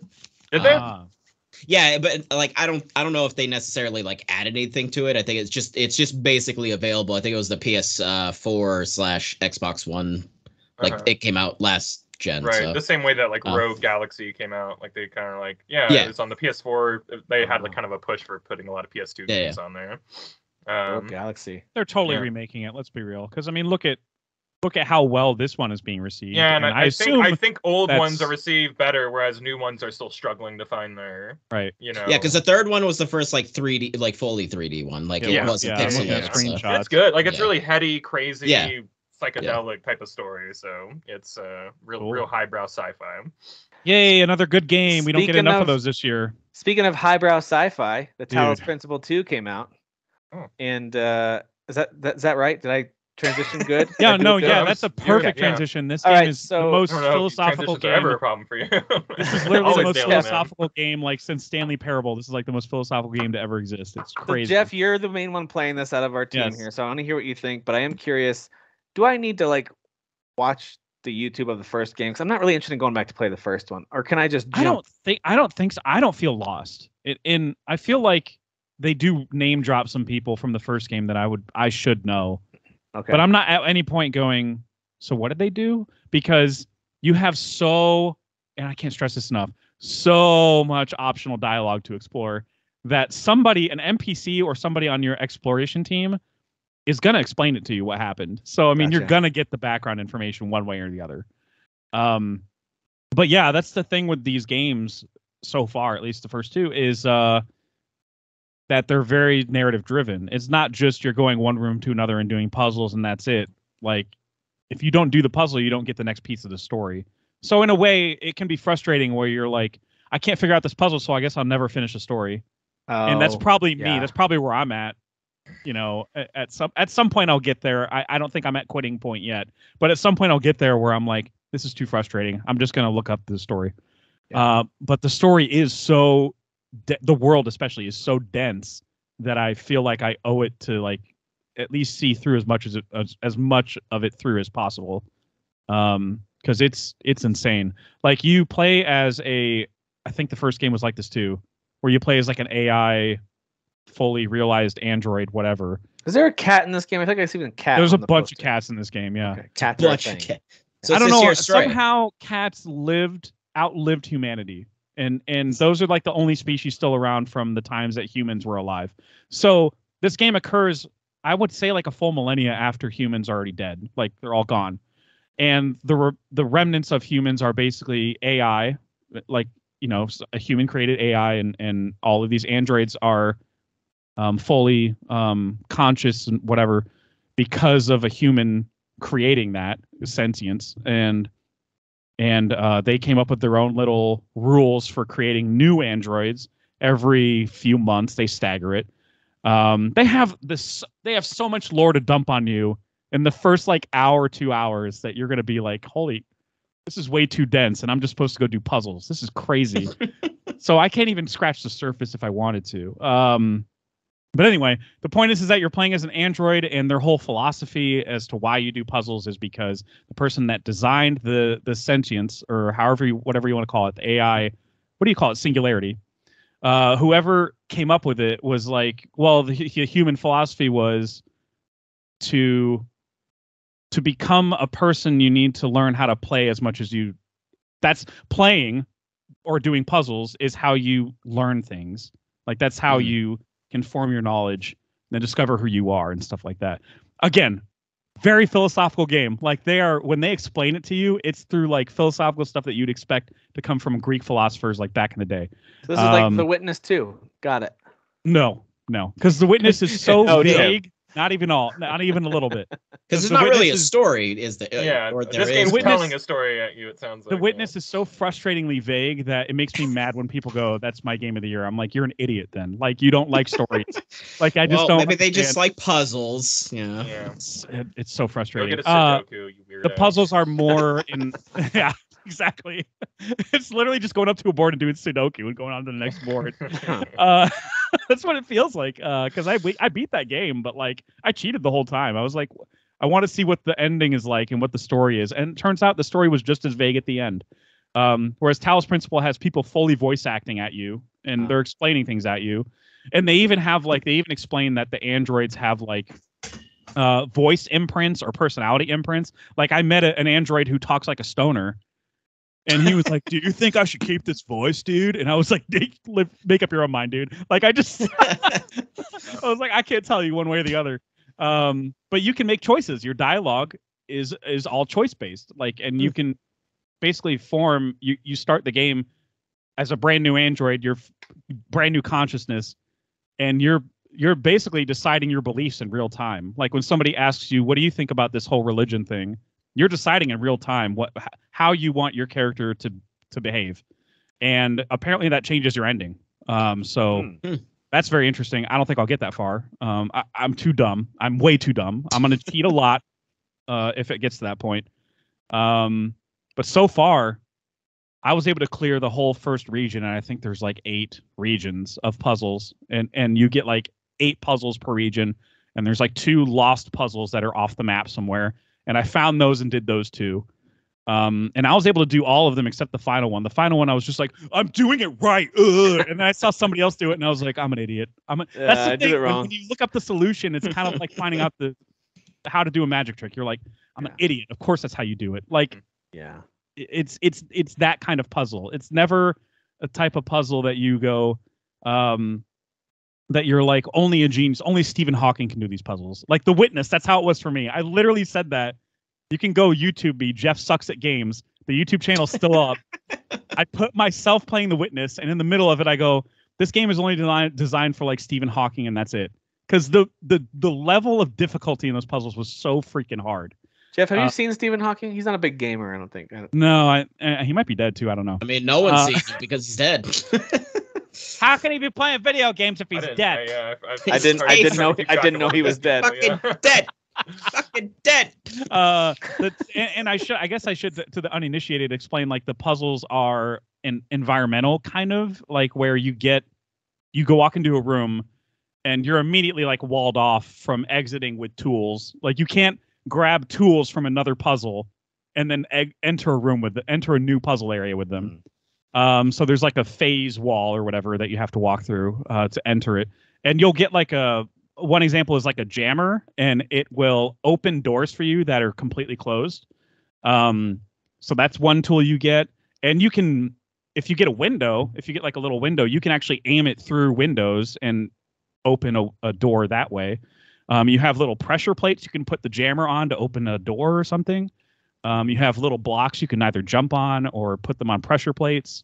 You have color-coded like connectors that you connect to like a wall point to another wall point, and those open doors. So it's all environmental stuff. So you're saying it's a Derek game, even though he's not here This anymore. is the most Derek game I've ever talked about in my life. Derek actually made this game. He made this game. Yeah, if I'm not mistaken. You know what's funny, though, is the team that made this, I just looked up to confirm. They did Serious Sam. They're the Serious Sam team. Oh, yeah. What? Stop Get out of here. I'm That's so serious. crazy. I'm serious. The dumbest video game series I'm of serious. all time. Like, and now like the Makes no smart, like sense. that's so funny. Yeah, the history of it makes no sense. And I do love there's a part in the game where there's an optional part in the beginning of the game where you can choose to go on your adventure and go to the first region and do all your puzzles, or you can choose to go back down the elevator and explore the entire city that you live in now. And so I chose option B. I went all through there's like a museum you can go through that has all these old human artifacts, like a toilet, and they have like they have even like a cat worship type of. It's not worship. It's like it's like a little. It's not a tomb either, but they're talking about. They're like remembering people's cats that passed away. It's some kind of like altar or something. Yeah, it's like an altar or something, and there's even some cats walking around. Memorial, maybe. Yeah, it's like a memorial of cats. And if you go up to, there's like little LCD screens. If you go up to them, there's real pictures of cats. And I assume there are real. Cats, and I think they're developer cats that passed away because there's like real notes on them that are like, hey, you were you were a pain in the ass. That's sometimes sad. Yeah, I know. And I'm like, what is this doing in a game about puzzles? This is just, again, there's like way more writing involved. Trying to make me cry. Yeah, it's crazy. It's crazy the amount of detail that they put in. Same people who made Serious Sam. Unbelievable. I know. That blows my mind. But you can see why it's getting such high reviews because of how much I've had to explain about it. It's more than just the puzzles. I know the first one was like popular. It's like niche, but yeah. People really like that. It was this one even more so is like wasn't the first one like an indie darling there for I saw it. It had a cult following for sure. I think there's like 4,000 people on the subreddit. So like it's catching fire now because obviously like social media first off. For sure. But the critics are just showering this one with praise. Well, speaking of critics giving praise, Call of Duty Modern Warfare 3 is out. That's the most beautiful segue you've done. That's Now, only those with pre-orders have early access to this, but I do believe Kyle has been playing some of this. Yeah, can I just say, if you're listening, do not buy this video game. You're buying DLC. Oh. They're selling it to you as a full price game. Yep. It needs to be stopped. You stop by not buying it. This is the amounts that they went to, like, I don't know, trick people into thinking, because like they even announced it originally as DLC, and they're like, no, it's just going to be a full game now. And then like the way that it's being delivered, it launches from the same client as Modern Warfare 2. It's on the same trophy list as Modern Warfare 2. It doesn't even have a platinum, right? Because they didn't. I don't know. Build Couldn't the tell you. You know why? Because it's DLC. It's not a full game. I'm pretty sure I saw that. Right. Like, the trophies weren't properly loaded because it wasn't expected to be a full game. Some people are being asked to put in their Call of Duty Modern Warfare 2 disc to launch this game. It's just crazy. Yeah. Don't buy this game, guys. Like, this is crazy. Like, I bought it because I'm playing zombies with my boys next week. But like, I'm every day they hate me so much because I'm like, you idiots made me buy this game. Y'all suck so much. Y'all suck so hard. We need to be playing better video games, guys. We need to choose better video games to play. Finish if you're friends, if you're listening to this, you suck. Jerks. Anyways, can I ask a question actually? Yeah. Because I never actually played the original trilogy. Like, okay. I remember playing some multiplayer, I think, of the first one, but like I didn't play the story. So it was last year's Modern Warfare 2, was that not like based off of the OG Modern Warfare 2? Lightly. So yeah, I would say almost the nothing first from the last game was even part of the last series, except for General Shepard. So they've really deviated quite a bit. Yeah, like now this one's about Makarov, which was the Modern Warfare 2 story and the original run of Modern Warfare. Okay. But like it's not the same. You know what I mean? Like I think the only like similar thing that happened is you break them out of the gulag at the beginning of this game, much like you do at the beginning of 2 or whatever. See, that's what I was confused by, because I was like, well, all right, so they're calling this Modern Warfare 3. Yeah. Like they have a blueprint. It's fine if they're going to deviate a lot. There's still a blueprint there. So what is even the like? I was just confused because I was like, why is this like DLC? Like if there was originally a Modern Warfare 3. It's a completely new story. Yeah. But even the first one, which in 2019 ended up being one of my surprise games of the year. Like I loved that. I was surprised too. Yeah. I thought it was a lot of fun, and I even thought the multiplayer was pretty fun too. But the main campaign was so fun. I still haven't played the second one. It's one of those things where I was like, yeah, I'll get to it, and I just haven't gotten to it. I also don't want like 150 gig download for Warzone. Yeah, you can pick and choose, but it's still over 100 gigs no matter how you. I don't want to do that. Yeah, it's still over 100 gigs, no matter what you choose. So. Oh, it's brutal. And this one's no better. No, yeah. I mean, the campaigns get, like I didn't play 20 years of this series, so a lot of people are kind of, and I see it online, and I agree with them. They're like, oh, well, it's just more of the same. And I'm like, yeah, it is. But like when they say that, they're 20 games in of more of the same. And for me, it's like my 4th Call of Duty campaign ever. So it's like.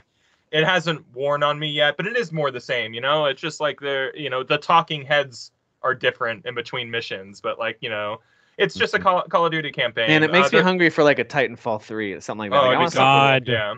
That's what I want. They did bring in some like 10-hour campaign minimum. Yeah. They did bring in some Warzone elements or whatever for the series. So you just kind of drop into like, levels and you can kind of take care of them however you want, loud, quiet, or whatever. So there's some freedom there, Open. but like some openness there that hasn't been there before. But people, I can see why people that play Warzone like not every day, but frequent enough will be like, this is just Warzone. Yeah, exactly. Yeah. So when people are like, I don't, I saw people in our group who are like, this is one of the worst campaigns ever. Probably, I don't know. I just like Modern Warfare. Yeah. And I've only played 3 of them. And I played the original 3 as well, I guess. So I guess I liked the original 3 campaigns. Those were fun. Me too. Yeah, I like them a lot. Yeah, and those campaigns are like more Michael Bay bigger. At some point an EMP goes off and like it just rains down airplanes That's so in the middle fun. of the city. It's ridiculous. That stuff's not in here, but there's I said in chat, I was like, a lot of war crimes in this game. Some really like Piccadilly Station from the first game, remember? Like where like terrorists were just going through and shooting everybody and Piccadilly. It's like the very first level of like the very first Modern Warfare of this new run. Yeah. There's a lot of that stuff. Where I just haven't like played that campaign yet, I'm realizing. Okay. I haven't played that campaign yet, I'm realizing as you describe it. I'm like, it's the best of the 3 of these for sure. Okay. And there's a lot of moments like that which are like intense, and you get the hey, this is not for everybody, like warning at the beginning of the campaign, and it's because of these scenes, because like warning, you might not like this and might want to refund. Warning, please don't do that. It's like some real terrorist shit goes down in it's this very game, different than the Ubisoft warning of like, hey guys, a lot of us made this and we're all different and diverse and actors like guys different. You might hate this, so maybe don't play way different vibe for sure. But this is like already talking too much about a game that no one should be playing. So. All right, fair enough. Fair enough. So funny. All right, let's rattle off a list of some of the other game releases this week that I thought are notable. Headbangers Rhythm Royale is on Game Pass. Yeah, this game's actually pretty funny. Like, I'm not. Yeah. Did you try it, Dan? Yeah, I did. I didn't know it was good. Yeah, it's super silly. I didn't know it was gonna be like a Fall Guy thing. Actually, I don't know why. I thought it was just gonna be like a thing that's like it's rhythm game Fall Guy. Yeah, though. It's rhythm game. Yeah, exactly. But I thought it was gonna be like me, and then like there was gonna be AI like pigeons, and it was gonna be mini games. Yeah. But it's mini games with actual other people. So kind of like like you said, Fall Guy. All different kind of mini rhythm games though, and some of them like memorize the pattern or sing the right note or do the right dance moves. And I found it to be pretty funny. I don't know if you thought it was funny. It's just very interactive because your pigeon, you can like even just in the waiting screen, you can make your pigeon just like twirl his head and around. He sings like if you move his head. Like, So it's just very silly. It's very silly. Yeah, so worth a shot if you've got Game Pass, especially if you have some friends to play with. I could see this being a fun one to play with friends while you're chatting online. Some of the mini games were actually, some of them are dumb and not that fun. A couple of them were super clever, and I was like, that was really clever. I like that mini game. I wish there was a way to like favorite them or pick which mini game you want to play, because it just does a Mario Party style of roulette where it just lands on a random one for you to play. But anyway, it's fine. It's not amazing, but it's fine. It's a fun. It's on Game Pass, so I mean, yeah.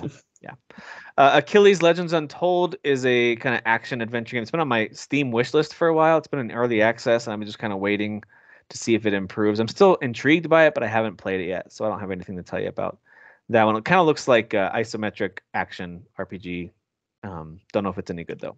WarioWare Move It is out on the Switch this week, as is For the King 2. I think hit multiple platforms, which I think is kind of a board game strategy type of a thing. If I remember, For the King 1. Ebenezer and the Invisible World, which Jeff and I played the demo for and did not love, and the reviews are also not loving it. It's getting I was really hoping the final product would be like, okay, we messed some things up on the demo, we refined a lot of that, but nope, they just released the demo version of the game. On paper, it's great. Like the concept is cool, the imagery is cool. Yeah, the art style, the imagery, like you're saying, it's incredible. Then you start playing, you're like, oh, this sucks. This is not. Yeah, exactly. It's pretty bad. Thirsty Suitors is out. That's a real video game that people made and exists, and people like it actually. It's actually really fun. I played the demo. The demo is just one. I don't even know if it's a full chapter, but it's like one suitor technically, where you play as it's Kathleen Kennedy might have written this, because you play. Okay. It's Scott Pilgrim, but you're a chick and you're gay. Cool.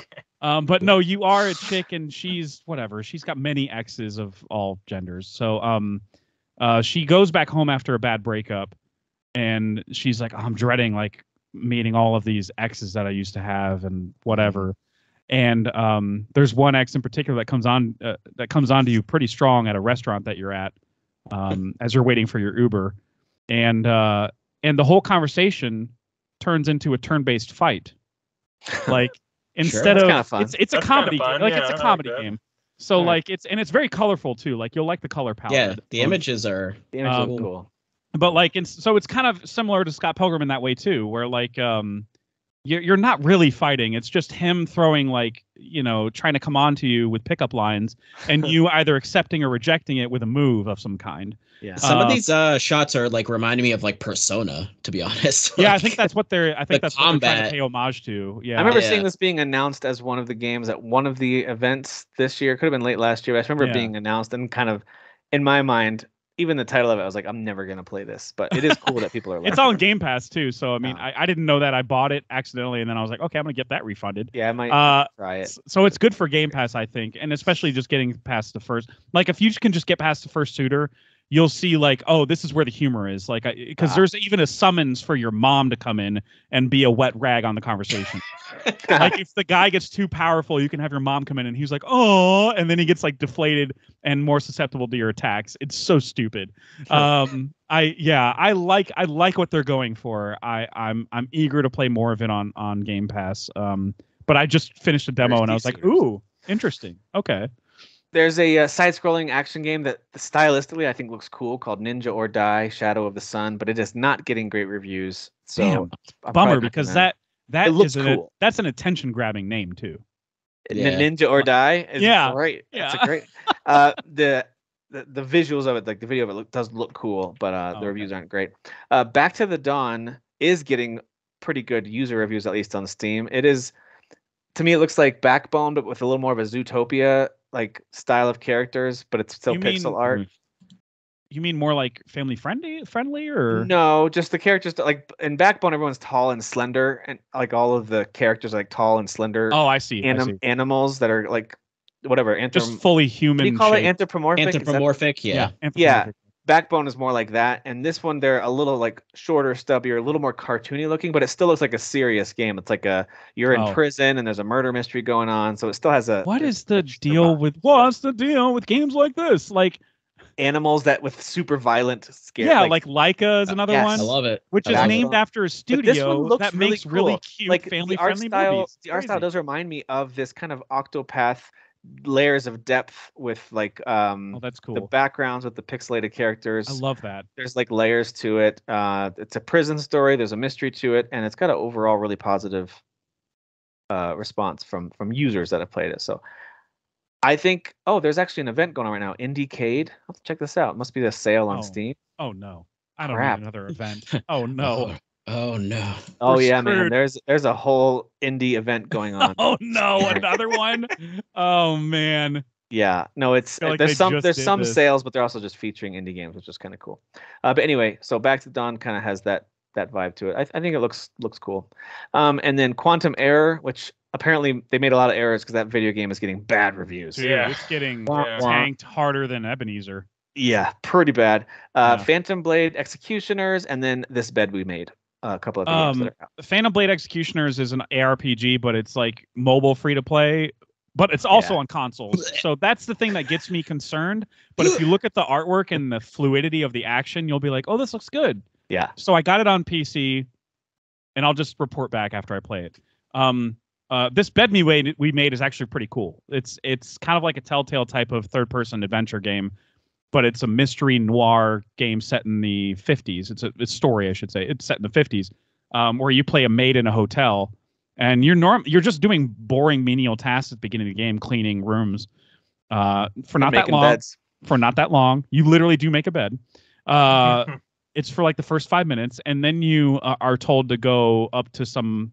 Actually, you discover that a guest left something in the lobby, and you go up to the room to return it, and you discover that they're like spying on everybody in the hotel, especially you in particular. And you discover that they have like a floor plan of the whole hotel, like a blueprint and stuff. So you're like, what the hell is going on? Like, this person has a gun too. Like, kind of interesting. So there's a mystery to solve. Yeah, and there's different dialogue choices and stuff like that. And apparently it's like a 3-hour game, so it's kind of like, ooh, that's like 2 episodes of a Telltale game. Like, I can do that, you know. So by the way, this Phantom Blade Executioners game, Dan, it does look like art style wise a Dan game. Like, it's got this strong. Yeah. It looks cool.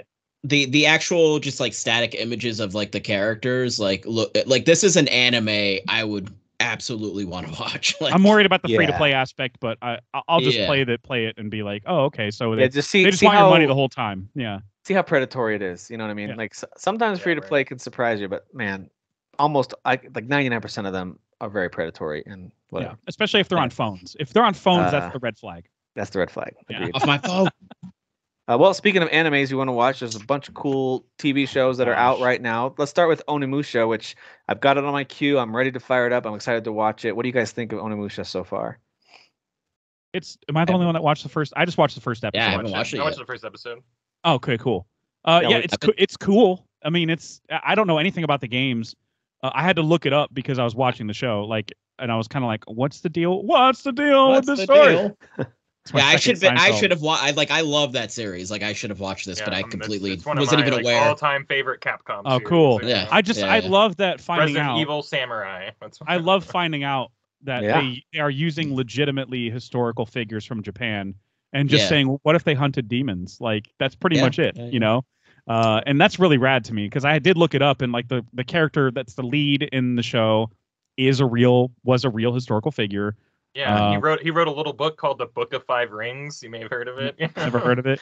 Come on, guys. Come on. It's like as famous as The Art of War. It's like one of the most famous books of all historical books of all time. Yeah. Even a non-anime whatever history guy like me, I've heard of that. So yeah. So I mean, I think that. By the way, really does cool. Oni mean demon and Musha is hunter? I don't know. Yeah, I don't know. Because isn't Oni like a demon or like a spirit? Oni is a type of demon. Oni's, yeah. So I wonder if Musha. Anyway, I'm just. Yeah, but it's Musashi Miyamoto, he's the most famous samurai to ever live. And he wrote the Book of Five Rings, and everything that they talk about him in the show is like real. He really did beat like one of the greatest like warlords with an oar, like a paddle. Yeah. He really did fight 3 brothers, like at the same time, who were like 3 of the most renowned swordsmen in the entire world. Like, they talk about a whole bunch of stuff, and it's all super real historical things that he actually did. Probably embellished over the years, don't get me wrong. But he is like the most famous samurai, like historically. He's absolutely a real figure who did a lot of really crazy things. And now you can add demon killing to his, Yeah. He's got the gauntlet, and when the demon shows up, that's when I was like, oh, that's where the style is. Like when the demons show up a demon shows up in the first episode and he has to fight them, and I'm like, oh, this is where all the color is and the vibrancy and like the violence that I wanted. Demon killing is a great skill to add to your LinkedIn profile if you guys haven't. I agree. Yeah, absolutely. Onimusha means it's warrior, so the Musha part's warrior, so it's like demon warrior. Okay. So you're a warrior of slaying demons, basically, right? That's cool. All right, yeah. I mean that, yeah. They have the gauntlet. That's the only thing that's so far crossed over. That's the only thing that's that represents the video games is you got to suck the souls into sucks all the souls in. Yeah. Come on, you know what? Capcom needs to go ahead and remaster/remake all the Onimusha games. Just do it. Yeah. Well, they did the first one. I don't know. It was. I don't know how much of a remaster remake. It was. Let's forget about remaster. This is remake. It was a re-release, and I don't know how well it sold, but I hope well. It didn't sell well. That's why, a bummer. Then these are short. These are like 4 to 8 hour games, depending on how much you suck at them. But like, it's just like old school Resident Evil, where it's just like they're quick experiences if you know how to cruise through them. So. But the anime is really good. I was really impressed by the first episode. And even cooler. Like the main bad guy of the very first game is like Oda Nobunaga, who's like again one of the most like famous warlords. Like he unified Japan through tyranny and yada yada. So like I'm wondering if there's going to be more like historical figures that show up like in the show. I think like the main villain is forget his name because I looked up the cast list and it kind of spoiled myself. Is Jean Reno in this cast? If not, I'm never watching. That's what Yuri Lowenthal is. Yuri Lowenthal is one of the characters. Dude, he's got an extensive resume. Yeah, he's like one of the guys that's like, and then he did this, and then he did this. Kojiro Sasaki is the main kind of bad guy, who was a swordsman that everybody kind of regards as like, yeah, he was a piece of shit, but like he was like really good at what he did. Like he's kind of like that. He's not a name I'm actually familiar with. So he's a piece of shit, but he's really talented. He was revered and respected warrior, even though historically speaking, he's tied to Musashi. Let's put it that way for people that don't want spoilers. Directly tied to Musashi. Okay. But yeah, this one is really cool. It's Takashi Miike. Who's made movies that I absolutely love and that are really hard to watch. Takeshi. Yeah. He did Audition and Ichi the Killer, and most recently First Love, which was incredible. That's a First great Love movie. Is amazing. Oh, yeah, it's his like, hey, what if I was Quentin Tarantino movie, basically. Yeah. It's so good. It's so good. Anyway, and the animation studio did recently the Blade Runner anime. Oh, is it the same studio? Holy crap! It's the same. Okay. Wow, cool. Because I like the animation in that show. I don't really like the show that much, but I like the animation in the show for sure. Well, let's stay with the same kind of genre and talk about Blue Eye Samurai, which is also out on Netflix. Which is Netflix the new place where all the cool animated things are happening? Apparently, there's another one we haven't even watched anime yet. IP like 10 years ago and never used any of it. I think we're finally seeing some. Fair enough. So Kyle, I know you watched this one too. I think Jeff, you've watched some of it. Dan, don't know if you got into this one yet.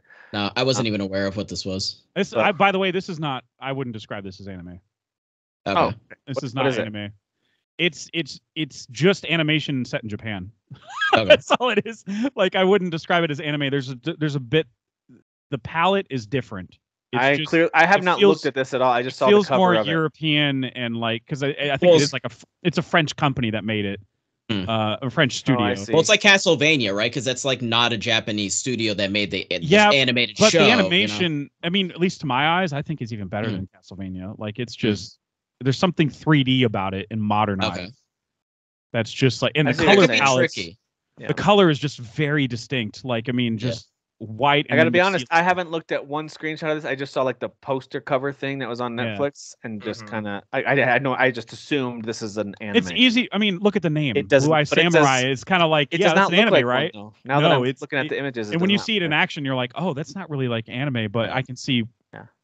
Obviously, it reminds me of like something you'd see from Love, Death, and Robots or something like that. Yes, exactly. It's like a full season of Love, Death, and Robots concept. It's like, I got up to episode 4 and I had to stop midway through to go do socializing things like an idiot. Idiot. But this show hooked me last night. Like I watched the first episode and I was like, holy crap. I think everybody in the group, like our chat, everybody here basically is going to love the show. Yeah. Like it's so good. Like people are even comparing the quality that have finished the whole season to Arcane's quality. Like they just love it that much. This is kind of giving me like if hear me out, if like Disney went like violent. Like, no, this is Mulan, R-rated Mulan. Yeah, like R-rated Mulan. Yeah, in more ways than one too. So yeah, like I'm looking at some of these images. I'm like, if Disney like went back to actually drawing their movies, which they should, by the way, and not the 3D crap.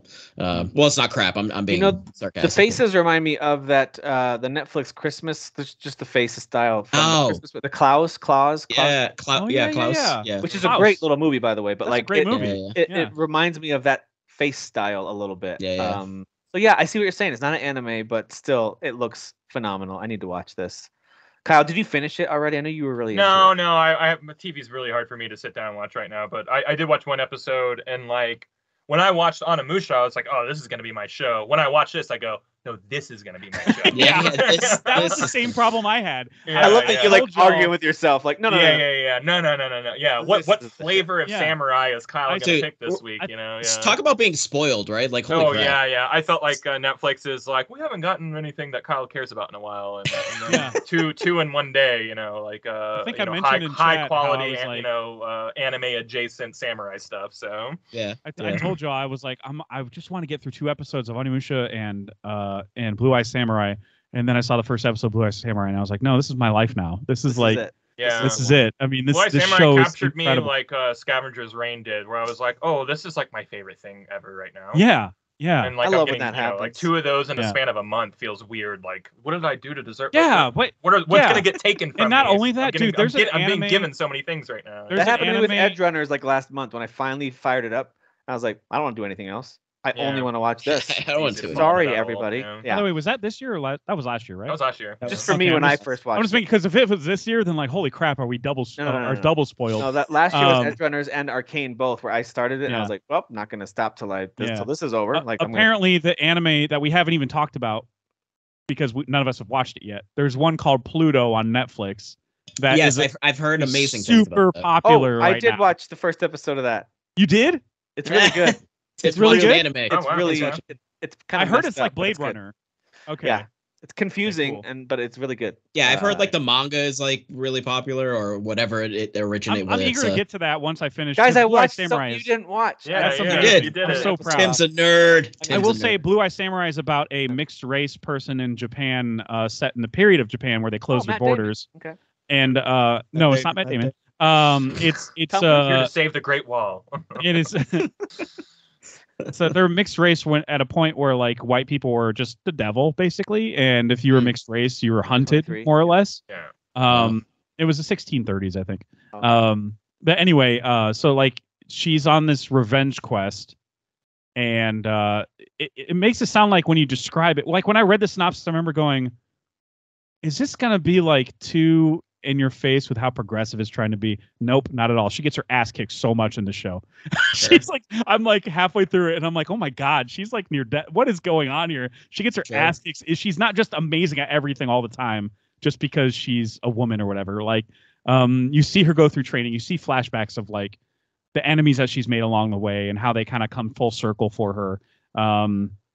And the first episode, they're not afraid to shy away from humor either. The first few minutes of the episode is in a noodle restaurant or whatever. It's not what do they call noodles over there? Ramen, whatever. It's soba. Ramen. Soba. Okay. Soba. In this scene specifically. But yeah, in that scene specifically, and there's like somebody that's just kind of a patron that's mouthing off to the staff, the staff is voiced by Masaoka from Heroes, and he's in the show a lot. Who else is in it? We talked about Corey earlier. Is Brenda Song is in this too? Yeah, Brenda Song is in it, and Kenneth is in it too, Kenneth Branagh is in it, and George Takei. Yeah. There's a huge Randall Park is in it. Mark Dacascos of the Crow TV show. Oh, I love that. Yeah, he shows up later. Yeah. Even Ming-Na Wen, who played Mulan, she shows up in it. It's awesome. Again, very but so the humor in the first scene is like this patron starts mouthing off to the staff and threatening them, like he threatens them with a gun, and the titular Blue Eye Samurai is sitting behind a table, and she's like slowly moving the table, so you just hear like in the background, and I'm like, okay, they're leaning into the humor. They're clearly leaning into the humor here of like a really loud intrusive sound that's taking forever for her to move a table. So she can like try and be the hand of justice, I guess. But yeah, the action's unbelievable. The action for me is what's on par with Arcane as well, in terms of quality. Like, it's just like there's just so much clever choreography going on. It's very R-rated though, so there's a lot of severed limbs. And there's even a part where like she's in a dojo fighting a bunch of people, and like she has those wooden swords. And she's like knocking teeth out, and teeth are going flying into people's eyes and stuff, and it's gruesome. It's amazing. You know who else is in this? Is the guy who played Shang Tsung in 1995's Mortal Kombat. Kerry Fukunaga, something like that. Fukunaga not gonna work anymore. Not gonna work anymore. No, it's Kerry Tagawa. Thank you. Yeah, that's awesome. Your soul is mine. You will be next. Yeah. He also reprised his they used his likeness for what was it, Mortal Kombat 11, and did they? Oh, that's cool. Yeah. I forgot about that. That's cool. Yeah. Anyway, this show's amazing. It's kind of like my life, kind of like similar to Kyle, where like I watched the first episode and I was like, oh, I guess this is my life right now. And it's the same thing with that show that Kyle and I mentioned last week, Scavenger's Reign, which Kyle is the one that put it on my radar, which is really hard to actually explain what it is. It's not really an anime. It's like a sci-fi show that's kind of got this like liquid television from MTV in the 90s vibe. It's an animated show. It's an animated show, but it's like the color palette is very distinct and unique. And the whole world, the sci-fi planet that they're on, has like such a unique ecosystem. Like the animals are weird, the plants are weird. So like it's easy to obsess over these shows that have a very distinct vision. I love that these things are like existing, because there was like a moment there, especially because of Netflix, where they were just canceling shit left and right. It's like, oh my god, like, are we just like not gonna like give these things a chance? Like, you know, I mean, Kyle and I are for sure that Scavenger's Reign and Blue Eyed Samurai is going to get canceled. These are getting canceled, guys. They're so good. They're very good, and they're on. It's too bad it's on Max. Networks that have a graveyard. Well, the thing is that they're expensive to make, to have that kind of quality. That's the problem, right? If it does not hit like a certain level, you know, they're like, no, this is really expensive and time consuming. We're not doing this. Yeah. Even if they celebrate it the same week, 2 weeks later, they can be like, never mind. Never mind. It didn't hit the mark. Yeah. All right. Also launching this week was season 2 of Invincible, which I know a couple of you are fans of that show. It's only the premiere, so it's not like we have the full season, but the season 2 did launch. I put this in here because first season was just incredible, like one of the best episodes of one of the best seasons of TV I've ever seen. And I just wanted an opportunity to bring it up and shame people that haven't watched it yet, because it's really good. I haven't even watched the first season. I haven't even seen it. First season is... You're the only person on Earth who watches this show. No, I'm kidding. I know. Yeah, I know. There's a lot of so incredibly popular. Isn't Mortal Kombat? Isn't one of the main guy going to Mortal Kombat? Yeah, Omni-Man. Yeah. Oh, okay. It's J.K. Simmons' character. I just wanted to mention. Yeah, I mean, the premiere is really good, but obviously it's just there's a lot of setup and also a lot of shocking stuff in it. At the beginning, you're like, did I miss something? Like, did I jump somewhere else? What happened? Like, but then you just gotta let it keep going. It's mainly a setup episode, a really good one, but it's I just want to bring it up. Right? Anybody that hasn't watched it yet. The premiere is like, hey, we're turning the page from the last season. We're launching it into the new season. Oh, stuff, by the way, speaking of Amazon shows, Gen V just ended its first season, and if you're a fan of The Boys, please, for love of God, go watch this season. It's so good. I mean, and they do find a way to tie it in to The Boys. It's absolutely incredible. And I'm telling you, I was the first person to go, this CW, dumb, like teeny bop. Oh, we're having trouble watching it because of that. Problems, you know, it's nothing like that. It's just The Boys. Everyone's aged down a little bit. They're in college, and everyone's crazy because they're kids. For season 2, right? Didn't it get renewed? I mean, I already got renewed for season 2. Yeah. And the tie-ins are real. And I don't even want to spoil what story they're going after, but like the type of story they're telling is a classic story, but they're nailing it. They're nailing it in this type of storytelling. Yeah, there's parallels to like existing stuff. Yeah. Do we know in the timeline of the Boys when this takes place, or like between 2 and 3? Oh, really? Oh, okay. I thought so. Yeah. Oh, yeah. You're right. They do mention some stuff that already happened with like, and here's what happened. Whatever. It happens definitely after 1, you know, because of something else directly. But somewhere in between 2 or 3. Yeah. Nice. It just made me more excited for The Boys season 3, especially like if because there are opportunities now after finishing the first season to have some of these characters come into season 3 if they wanted to, but they don't need to because Gen V got renewed. So I mean, wouldn't shock me either way. Yeah. Wait, didn't The Boys have 3 seasons already? Oh, I thought they had 2. Okay, my bad. It just did 3. It's 3. Okay. Yeah.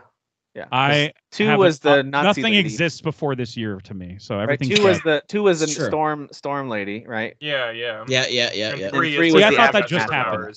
We all got superpowers now. Yeah. Oh, it was temporary. That's right. 3 was after that. Killing them. Where he did that part where he imagines himself just like slicing the audience in half with his laser eyes. Oh yeah, my it's God. super good. Yeah. Wow. Let's go through a couple quick headlines. I'll just roll through these quickly. That was not a pun intended for Roller Drome being the first headline, but there we are.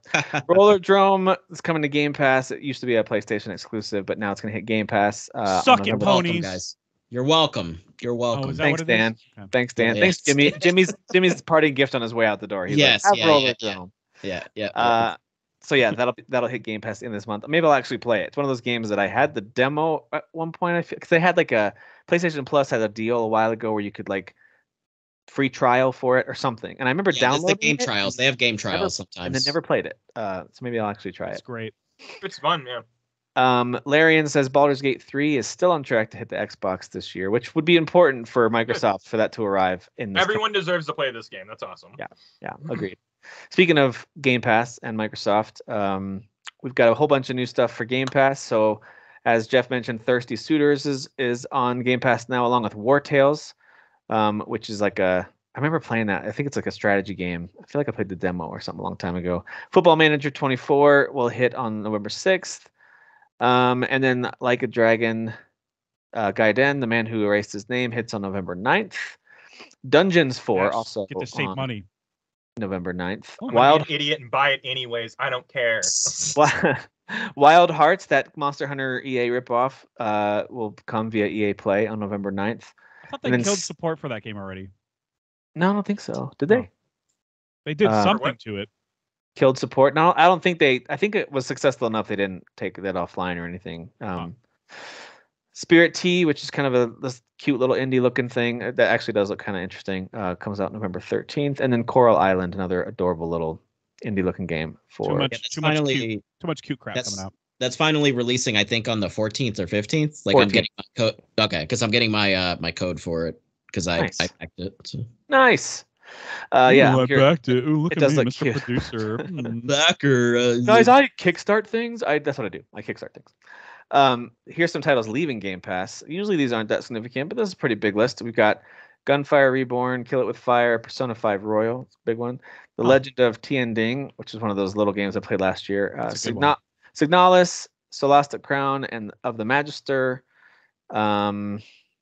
So those are already gone. And then imagine being 80 hours into Persona 5 Royal and the game just getting taken from you. I know. You had to go buy it. Yeah. How infuriating. Yeah. And then other ones leaving later this month: Coffee Talk, Exapunks, Ghost Song, Gungrave Gore, Football Manager 23, Lapin, and Town Scaper, whatever. There's a bunch of games that most of us have never heard of or played. But some that we have. All right. In sad news, more layoffs. Bungie has announced some layoffs that affected around 100 staff. But a Sony-owned company would never do that. Well, it's a decision that was made probably when Bungie was working with Microsoft. I know. This is trickle over Microsoft. So it's actually, obviously, if you think about it, it's Trump's fault. Okay. Always. The best layoffs. Somebody would say. You're fired. PS5 Slim is going to offer Modern Warfare 3 bundle at no extra cost starting November 10th. So it's almost like Microsoft doing that as a joke. They're like, hey, we just bought them, but you can have this one for free. Fine. You can have this DLC for free. If they give you a free copy of that game when you buy a PS5, guys, break it with a sledgehammer. Do not support that game. Didn't Sledgehammer make this one, actually? Didn't Sledgehammer make that one, actually? I don't care. Yeah, that's a good Use a sledgehammer. It's perfect. Yeah. It's poetry. It rhymes. Yes. It's poetry. It rhymes, yeah. Thanks, George. It rhymes. Or whatever his fake critic name is on Dudesy. I don't remember his. Oh, yeah. Never mind. It's too inside. I can never remember. It's like Spencerl. It's something fake. It's gonna bother you though that you don't remember it. It's really gonna bother. I'm gonna look up the episode and be like 15 Brad Stencil or something like that. Hey guys, here's what it is. I think it's Brad Stencil. Brad Stencil or something like that. Yeah. Since Derek's not here to turn and start playing the game, now Jeff's gonna turn and start watching YouTube to watch Dudesy. I'm watching Dudesy, guys. Don't worry about me. HBO has said The Last of Us Season 2 is going to launch in 2025, kind of as expected, and production is supposed to really kick into gear in 2024. Sure. I feel like studios are getting their ducks in a row right now for next year, so I think the strike it seems like it's going to end or everyone's just operating as if I know everyone was really mad about Halloween, so I don't know how much bad blood there was there. Yeah. But then that time came and went, and then they were like, "Okay, let's just get this." Yeah. Like, for that week, it was a real hot button issue. Yeah, it was because it was kind of dumb. It was kind of like, "Who are the bad guys stupid. Here?" Yeah.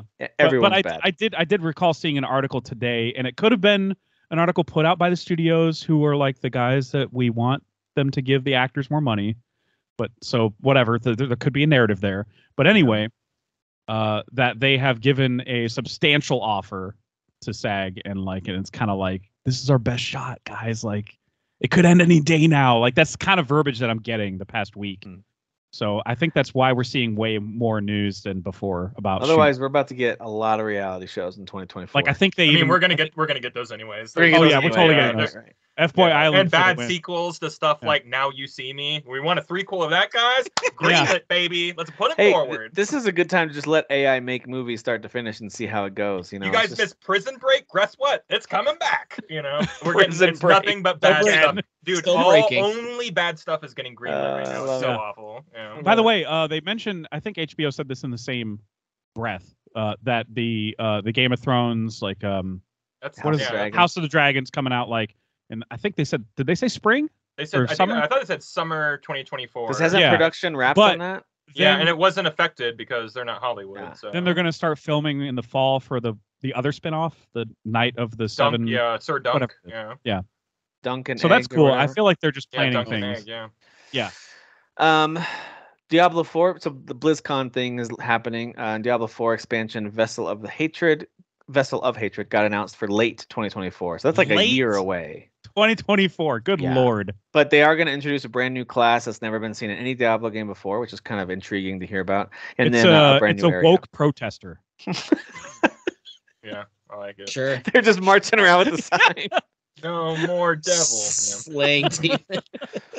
Dude, that does remind me of I know that Sebastian Maniscalco isn't the kind of comedian that everyone enjoys, but my wife and I do think he's funny. We do like him. And he has a whole bit about seeing people protest on a Wednesday and justice for Lindsay. He's mocking them, and he goes, "Do you have time to make a sign? I've never made a sign. Have you?" Who makes a sign? So funny. Hitman Studios Hitman Studio IO, their project 007. They're saying it's closer to Daniel Craig than to Roger Moore, which is pretty exciting. They're saying it's more the modern style of good. The game's still some way off, but they're starting to talk about it a little more, which is nice. That means the game's actually progressing. They are calling it the ultimate. I want to hear more about that in Indiana Jones as much as they want to throw at us. I want to hear about this game so bad. I know. But yeah, they're saying it's more about gadgets, and they obviously have to shift gears as a team because Hitman's all about getting your kill and getting out of there, and this is less about murder focused objectives and more about gadgets and spying and that doing Bond stuff. Some murdering for sure, Bond murders, but Bond murders, dude. I don't know if you knew. That's the name of this episode is Bond murders. Bond murders. He'd be murdering the ladies, right? He just he does, just across the board, he murders. Yeah. He murders that P. You know what I'm saying? Yeah. You know. PP7. This is my favorite. Yeah. This is my favorite headline of the week. Nintendo and Microsoft aren't allowing this game called Christmas Massacre. You guys have to look this game up. Oh my god! Look up Christmas Massacre. Nintendo is such a rude. The developer is claiming they won't let us put this on there. So this is a PS1 style horror game called Christmas. Yeah, I was gonna say it looks like ass. It's coming out, but it's intentionally retro styled, of course. It's coming out the PlayStation later this month, and the developer keeps responding to people on social media with it's too crazy for Switch, it's too crazy for Xbox. They won't put it on there. But their previous game was shared a real screenshot. That's a real screenshot. Yeah. I just shared a real. But their previous game called Cannibal, which featured similar horror themes and crazy stuff, it did come out on PlayStation, Xbox, and Switch. So it's unclear why all of a sudden Christmas Massacre is not. Santa's real, guys. You can't. A trailer for the game shows the player playing as Santa using a flamethrower to kill children and nuns in a school. Sure. Oh, so it's like that game where you're that guy in the trench coat murdering everybody that was on Steam that everyone got really mad about a few years ago. The Postal one? No, I mean people are always mad about Postal, but I don't remember the name of the game I'm talking about. It doesn't really matter. But listen, I mean, guys, I feel every few years one of these trigger happy games come out that people. It does release on November 17th on PlayStation and probably PC because everything's. This does look really bad. It looks awful.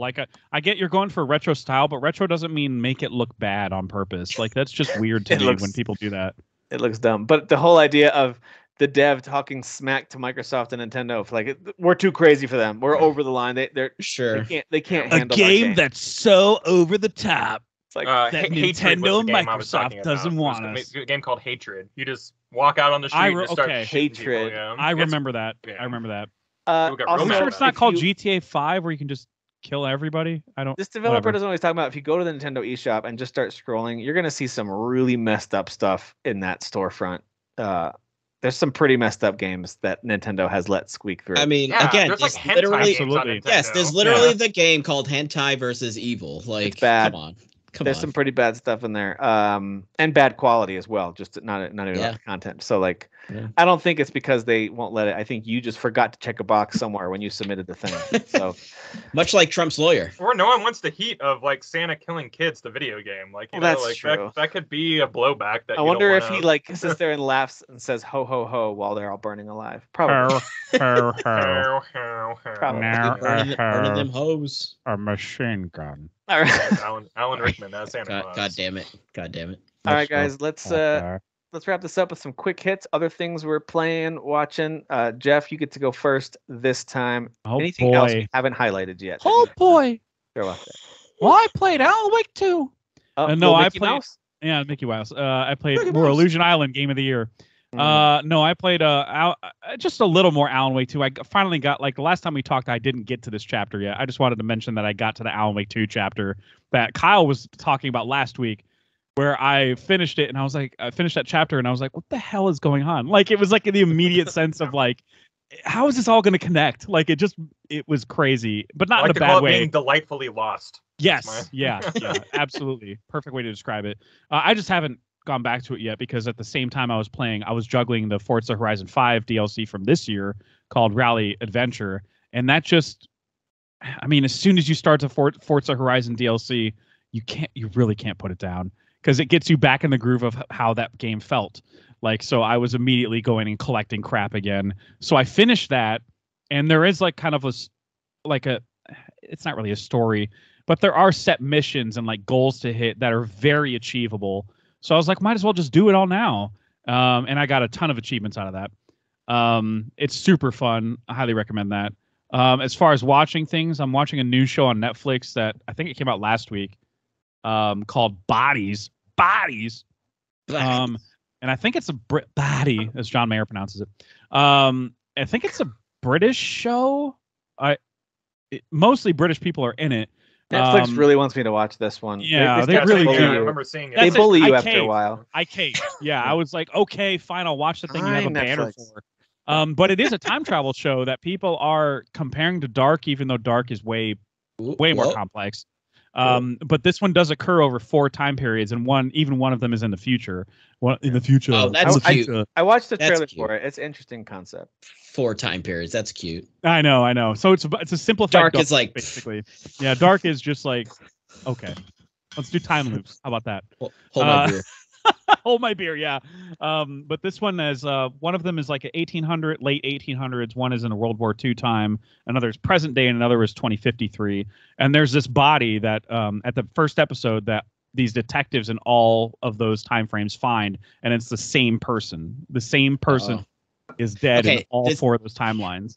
Literally something like that in Dark. Like, yeah, it's so funny. It's so funny that you say that because it's like I saw some comments on Reddit going, "Okay, yeah, but just like watch Dark, like just watch." Yeah, Dark. just do that. Just do that. Just watch Dark. But it's pretty good so far. Like the future stuff is the most intriguing stuff to me because I feel like you're getting the most answers out of that spawn that spawn a bunch of other questions about the past. I thought Bodies would have been a documentary about something totally different. So keep going. Sure. No, it's a fictional show. It's a sci-fi show, time travel sci-fi show. So that's what I'm watching. And then I finished a French show that I absolutely love on Netflix. They do have an English dub though. Otherwise, I wouldn't tolerate this or whatever. It's called Lupin, and it's not Lupin the Third. It's about this guy who's just like a banner, like, huh? that show's been around for a while, Jeff. I've seen that one. I've been curious. All right, that's like a thief. It started coming out like in 2020, like an art thief or something. He's a professional thief. Yeah, and he's got like all these disguises and stuff. Yeah. And it's kind of like Ocean's 11, but to me like tolerable. Because Ocean's 11 just gets a little too cute. Like that whole series gets way too cute, and the way that. Maybe the fact that it's a show helps because they can stretch that cuteness out, like the cleverness in it. They can stretch it out. But it's like he's got all these elaborate disguises and all that stuff, and like he'll like frame this setup for a heist many episodes ago that you won't see until episodes in the future. Oh, that's cool. And how he gets away with it, like and all that stuff. I love that. I'm a sucker for heist stuff when it's pulled off like that. So it's that type of show where it's like really cool. If you like cool, slick, heist stuff, it's a good show for that. And if you can't tolerate the French acting, just put on the English dub. It's not that bad. It's not great. It's like dark. It's not that bad, but it's not great. Yeah, I mean that's how I watched Dark. I watched the English dub. And I tried the first season on the English dub, and I was like, this is terrible. No, really? See, I thought it was completely serviceable. Like I was like, it's good enough where we come from anime though, Dan. Where like we probably heard a lot of bad dubs over. That's a good point. Lifetime, yeah. Well, maybe the fact that I'm more trained in anime and dubs. Maybe I'll go back to it now and be like, this is fun. Yeah. Because it's just such a complex show that I was like, I'm not gonna read. Yeah, I can't read, especially knowing I can't ponder and read at the same time. My brain's not wired. Especially knowing intermediate German and like how sentences are structured, and then seeing the subtitles and then going, that's not what they said. Like that's frustrating. Like I can't watch the subs either. So that's probably why I've avoided the show altogether. But I really do just need to screw the body show. Just watch Dark. Like, I mean, I know Kyle and I would obsess over that show if we watched it and saw like. I think people even have like websites or whatever that are like little boards or squares that connect the timelines to each other. Oh my god, dude! Like, you asked me right now, and not even just because it's been a while since I finished it, but like if you asked me if I just finished watching it a second time, I still probably really couldn't like, explain it. Yeah.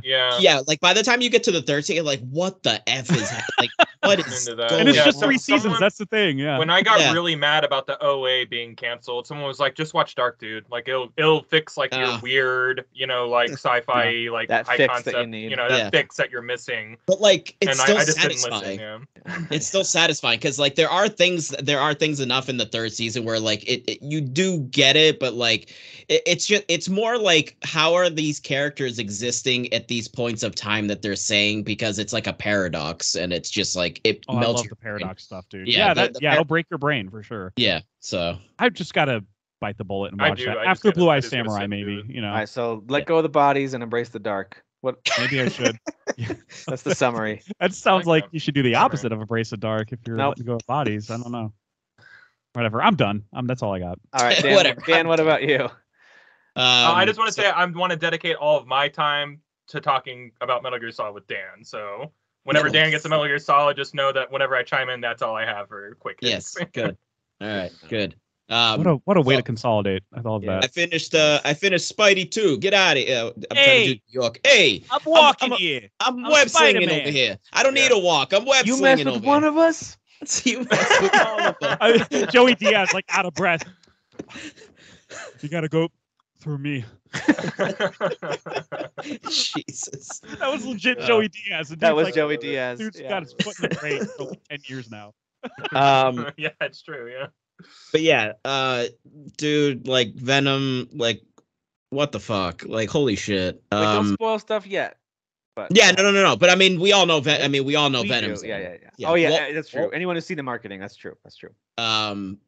That is just everything, man. It's just like it's just so good. And like, yeah, like maybe it's not necessary. It's not like because when I think of Venom, it's like, all right, like this needs to be completely unhinged because he's just like this. He's just a monster. He's a monster. So it needs to be like rated R, and it's not quite rated R, but they definitely like aren't keeping it PG either in the game. So, so I do like that they go for it as much as they can for what it's a rated T game, right? So, but like, it's just very good. It's very, very good. And the swapping of back and forth with the Spideys is just so cool. And there's just such great moments between them. Yeah, it's pretty great. It's pretty great. Does it override your love for the original and for Miles, those two games? I mean, I feel like yeah, just because you're getting both of them together and that like energy of them like collabing, it like when they're together and that game is just like you're getting double the Spider-Man, and like they are two different individuals, but they're both nerds. They're both nerds. So like again, even like when you like I mentioned how like there's crimes where like they meet up with each other, like you show up and like Miles is there, and like when you finish fighting, they kind of do like they're gonna like fist bump or whatever, but they don't. Or they do the fake Spider-Man point. Yeah. Exactly. That too. Like it's just so jolly. It's just good vibes. It's just I freaking love it. Yeah. So that's fantastic. I was playing Metal Gear Solid 1 out there. That's why I was a few minutes late. So I was doing the torture moment there. Kyle, the torture moment. To this day, that's why I still win Mario Party games, because I can hit X really fast. Just tapping real fast. Yeah. So anyone who's ever played me in Mario Party and always loses at me at those, just know I'm a born and bred Metal Gear Solid player. You were trained by Foxhound or whatever. Yeah. I'm Foxhound's finest X-Presser. That's right. So yeah, I'm going. Metal Gear Solid 1 is actually a pretty difficult game. Like, and again, like I explained last time, like I'm more familiar with 2 because that's actually really where I fully started the series, and then I went back to 1. But I think it's also just because it was a PS1 game, so obviously limitations of hardware. Like when you compare it to 2, like there's just like even just looking in first person and being able to shoot in first person in 2 versus 1 where you can't do that. Like just little things like that, is just kind of a little jarring, especially like if you were if you just happened to not start with 1 and then going back. But it's just such a great like tone to that game that the other ones didn't do, in 1, like being in Shadow Moses and all that. Yeah. It's just such a really cool vibe to it that just the other ones didn't do, which that's not a bad thing. It was the only game where you're only really in like one location, like like even 2 and 3. I mean, 3 you're kind of trekking through a jungle, you're kind of always in Russia, but you're moving, but you're moving. Like where this is, you're in a base, you're going to one base, you're just infiltrating through this base. It's on an island. Yeah. And 1's just incredible because like every single voice in that entire game is voice acted. To this day, we still don't do that. I mean, and I only think about this one because I love this game and it just comes to mind. But Final Fantasy 16, there are still text boxes that you're just reading internally sometimes. So it's like even to this day, like we're not like doing that. Every single person who talks in this game is voiced. It's crazy. For a PS1 game in 1998, that's insane. Super good game. The story still holds up. The voice acting holds up for the most part. Some of the lines are a little corny. But like it's kind of charming too. Yeah. The Psycho Mantis fight is still really cool. I didn't have do you have a Castlevania save? Did you play it? You create it in the game. So like from the top menu, you can create save data. So like I handpicked a whole bunch of stuff to put in there. So the collection lets you decide what's on your memory card. Yeah, you decide, and it's the PS1 memory card like. The little slots format. Yeah, it's the same. Okay. Yeah, it's a complete simulation of that. You create. I didn't even see that on there. Where is that? It's in the start menu. Like when you start the game, it'll say create save data just for the first game. Yeah, and you'll be able to do that. Yeah. I thought it was gonna actually pick up because they did. What was it? Symphony of the Night and Rondo of Blood. There's that like remastered little collection there. I thought it was gonna read that. But you're saying you actually create it. Yeah, you have to create it yourself. You create the safe. Yeah. But I just that little thing just back in the day, like I was telling my wife about it, and I was like, it would actually like read the memory card, and then I showed her like how when you have the controller in slot 1, like he's just like dodging shit. He's like, I can read your mind, and then it's like, oh, I'm gonna swap it to 2. Yeah. And then that it just things obviously. You don't even have to get up anymore to do that. It's easier. Yeah, exactly. You don't even have to. And he's just like, oh, I can't read your mind. Yeah. But also that room, Kyle, like I don't know if I just never paid attention to it back in the day, but like it's actually really impressive, that particular room. Like they made it so it looked like there was a reflection on the ground. Like it has like a shiny floor look to it where it's reflecting everything that's like it's actually pretty wild for a PS1 pretty impressive game. Again for a 1998 game, yeah. Pretty crazy. I did forget how like there's featureless faces in that game. I thought that was a fun reminder. I'm like, oh yeah, it's weird for him telling me that I must like role playing games because I had Suikoden and that. Oh yeah, I want to say it was like Vandal Hearts. Is that the right one? Yeah, sure, that's right. Yeah. But he told me you must like role playing games or something like that. Yeah, he said I like action games this time. I guess for the stuff I chose. Okay, nice games. I'm like, okay, yeah. It's just so cool. It's just so cool. The most mind blowing thing to me of that game, as much as I love the Psycho Mantis moment, one of my favorite in game moments, was I had to look at the back of the jewel case to get the channel to turn to. in the original Metal Gear Solid 1. Yeah, to get Meryl's. I don't know codec. how they handle it now, like without that. But there is a manual that you can load from the start menu in the game, where it's basically like, and that you'll get her codec that way. So you still have to look it up. I mean, I remember looking at the jewel case and being like, "That's not a channel I have." Like, the amount of like dopamine that hit when I figured that out and typed that, like went to that number on my own, dude. Imagine renting that game from Blockbuster and you being like, "What the? I can't." And that the internet doesn't exist in the way that it did back then. Unfortunately, greatest hits. I wish it was Black Label. Yeah. You're saying it's on the on the back. It's on the actual back of it. Yep. It's whatever on the case. Yeah. It'll be Meryl. Like he's talking to Meryl, and the codec is shown. Oh yeah.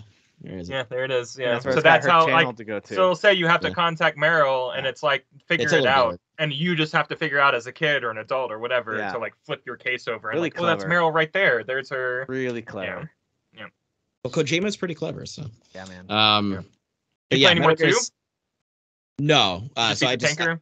Yeah, because I popped into it on the last episode just to talk to it, speak to it. But I want to finish one, and then I'll go through them, sequentially. Yeah. So I love that. Speaking of this game, I love that David Hayter said this is just the beginning. Because I'm like, please put 4 out in a collection where I can play it. Like, please. Yeah. Volume 2 needs to have 4. It needs to have. I mean, it's going to. I think everyone data mined it. Like, it's everything is for sure happening as long as it sells. That's what it really relies on. So if you like Metal Gear, you want 4, go out and buy this game. Yeah. Yes. Yeah. Kind of where we're at with that. I did beat 2, so I got all the way through 2, and I'm halfway through 3, so I'm almost wrapped up with this. Does this need to be purchased on a certain console, or is like Switch just as fine as? Switch would be fun. I feel like there's something really classic about like playing it with a PlayStation controller. That's just where it all was always, for me at least. I know some people played it elsewhere, but so like that's where I got it. But like. But as far as like performance and visuals, it's not that much of an upgrade anyway. So it's going to play at 30 frames per second for 2 and 3 on Switch instead of 60, which it does on the consoles. That's really the only difference, though. I'm just trying to debate between PC and Switch. Yeah. And the only other thing is just I'm in the middle of what I think is going to be my favorite arc so far on One Piece. Right now, it's the Water 7 arc, and like so this show kind of is quite different from Dragon Ball Z in that it uses a lot of humor. I don't know how familiar, like Kyle, you've not watched a lot of One Piece or much or any, right? I forget. I have watched enough to know that it's not my thing. Yes. Okay. They use a lot of humor, like more than it's very silly. Yeah. And I'm not like bothered by it, but I'm like, I kind of wish it would be a little more serious sometimes. This arc is like, this is quite serious. Like, and like there's some like inner turmoil going on within the crew, like the Straw Hat pirates there, which is really cool. And then like also tying to the actual ship that they've been sailing on, the Mary. And it's just really cool because things are like kind of like at an emotional high, and there's still like a little bit of humor here and there, but it's like mostly serious. And I'm like, okay, thank you. Like I've wanted some of this in the show just to see how it would handle it, compared to what it's been doing up to this point in other animes. So I'm just really digging it. There's just kind of like a fun mystery going on to in this particular arc, so I'm just really enjoying it. Plus the visuals definitely have taken a bump up because this show started in the mid-late 90s. So you could tell like when you started it looks older, but where I'm at right now. Are you into this property enough where you'd go back and play that RPG that came out a couple years ago? Like I don't think I heard good things about that RPG. No, I did too, but I don't think there was a dub to it. And I sometimes struggle with some of these games where it's forcing me to read the subtitles if there's like action going on the screen. What was that Sword and Fairy game? Yeah. I don't know if you guys Sword and Fairy, yeah. It was actually pretty fun, but there was no dub for it. And that's a very fast-paced game. So like I was struggling with like when I was doing something on the screen, but there was dialogue happening, but I had to read what they were saying, but I was also getting my ass whooped by somebody. So it's just very jarring. So I mean, maybe because I think that was a turn-based game, so that might actually be easier to to kind of deal with that. But yeah, I mean, I'm enjoying the series overall. One Piece, like I'm not like, oh, you know, I'm gonna stop. Like I'm gonna definitely see it. Watch the Netflix show. Eventually, yeah, eventually. But I'm sticking to like the anime right now. So, but yeah, I'm having a good time with it. So having a good time. All right, I'm having a good time. Having a good time. All right, so Kyle, you don't have any since Metal Gear Solid was your thing. Yeah, I mean, I'll talk a little bit about 2. Two was I wrapped up. It was really, you know, I remember that story very well, but like playing it now with all the things that have been going on with like social media and stuff like that, like this game calls out the way that we're gonna treat social media 20 years before we actually start doing it. It's absolutely insane to me, like how dead on he was about like echo chambers and everybody having an opinion and there being no absolute factual reality because everyone has like their own interpretation on facts and what facts are and misinformation and yada. It's just like it's so ahead of its time. You knew, yeah, you knew. And like so the whole dialogue and philosophy of the questions that are being asked about that at the end of that game are just like completely reframed in a way where it's just like at the time it felt bizarre and alien and very like omnipotent, like, you know, because it deals with AIs towards the end of the game and like, which is also big now, you know what I mean? Like at the time it feels sci-fi. Now it's like something we're actually now it's reality, stuff like that. So it's like I'm drinking the beer made by an AI podcast. Yeah. I mean, like it's wild. So it's like this game has more meaning now than ever. Yeah, and the fact that it's coming out in the year that it is, like it's so crazy just how relevant it is. And again, how fantastical it felt when I played that game originally when I was in like senior high or something like that, high school or junior high, I don't really remember. But like playing it now, it's like it's not really military fantasy anymore. It's just kind of a military story with like slight fantasy elements. Yeah. You're like, this is happening right now. Elements, you know? This is all happening now. And so I that game was such a treat to replay and be able to view that through a new lens. And 3 is just awesome. 3 is like I know I know why they're remaking that one first now. You know what I mean? Like it's so approachable. Even like the version of this one, like you know, they have a 3D camera. Oh, is it subsistence? Is it the subsistence? Yeah, so you have the 3. Okay. You have the camera control. Yeah, you know, it's not like fixed cameras like 2 and 1 where. Yeah. And it just feels good to play. And 3 again, its story is really approachable. It asks some big questions, but not like 2. You know. And 3 is just like, again, I get why that game is being remade. I can't believe I actually don't remember this, but like there is no crouch walk button in any of these games. So like you're either prone and you're crawling or you're yeah, that'd be walking, weird to adjust and that's it. There's no in between. So it's so weird to think about a stealth game that like has no crouch. You know, I mean you can crouch, but you can't crouch walk. Anyway, because in 5, 5 you start. Even in 4, I'm pretty sure you can crouch walk. But 5, anyways, I think I crouched the entire game. I don't think I ever was. Yeah, if I remember correctly, I'm just like crouched the whole time in 5. But anyway. Yeah. There's no reason to be running around. Yeah, I stand up. Anyways, 3 is super good. Even just like the things that they were going for in this game, with just like the medical stuff, like where you're actually pulling out bullets like with your knife and like putting ointment on and bandage wrapping. You're hunting animals. There's just animals everywhere. They can attack you. They can attack other things. You know, it's not like GTA where like you could sit there, or Far Cry where like you're watching an ecosystem play with each other. But you're seeing the foundation of those ideas, you know, in this game. So and the camouflage stuff, like actual camouflage like, is amazing. Yeah.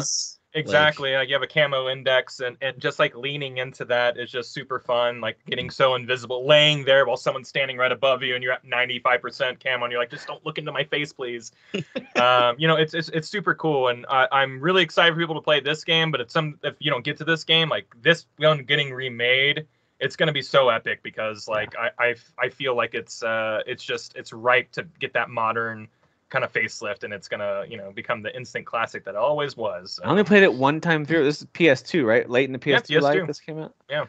So yeah, I only played it once. I never went back and played Subsistence. I think I tried the DS, the 3DS maybe. Oh my god, there was a DS. Yeah, there was a DS one. The 3DS one. Anyway, yeah. It was. It leaned into the 3D stuff. Yeah. It wasn't I didn't really like it. It's fine. But But yeah, what a really good game. At least from my memory of playing it back in the PS2 days, I loved it. By the time we get 4, Kyle, there will be actual wars everywhere in the world. So. Oh yeah, real PMCs. Well, I guess that's already happening. Never mind. I was gonna say it's like when that game came out, that was kind of a fiction, but now we actually do have PMCs that are just kind of going around doing proxy battles everywhere. So that's a thing. It's all happening now. Good job. Oh, we're gonna get attacked, dude, in the future. Good job, everybody. Well done. Good job, Earth. Good job, Kojima. Thanks for predicting the future. All right, I'll go through mine real quick here. Jeff's talked about a couple of these. You guys have talked about a couple of these, but I'll just mention them. The Saint of Second Chances is a great documentary. I love a good sports documentary, so it's hard for me to turn those down. So I watched that one. It's a very feel-good documentary about baseball, especially like independent league baseball. Very funny. One of my favorite moments is when he put a tiny screen up on the wall in the outfield and called it the Minitron instead of the Jumbotron. It's just so funny to me. It's like The Office. It's impossible to see at the dinner party where it's like the plasma TV. The really small plasma TV. So you can take it out and put it back in the wall. It's like I just stand here. I stand here all day. Stand here and watch it for hours. I love this TV. Yeah, it's so good. So I highly recommend that documentary. Especially for the third act, which is super deceptive. Sweet. Deceptively sweet. Yeah. Very sweet. I mean, that guy's awesome. Yeah. And then also watch the short documentary series called Beckham that I know a lot of people would see that and be like, oh, cool. We get to see like these celebrities who are super famous and incredibly good looking. And what could they possibly, what story could they have that's interesting, that's human at all?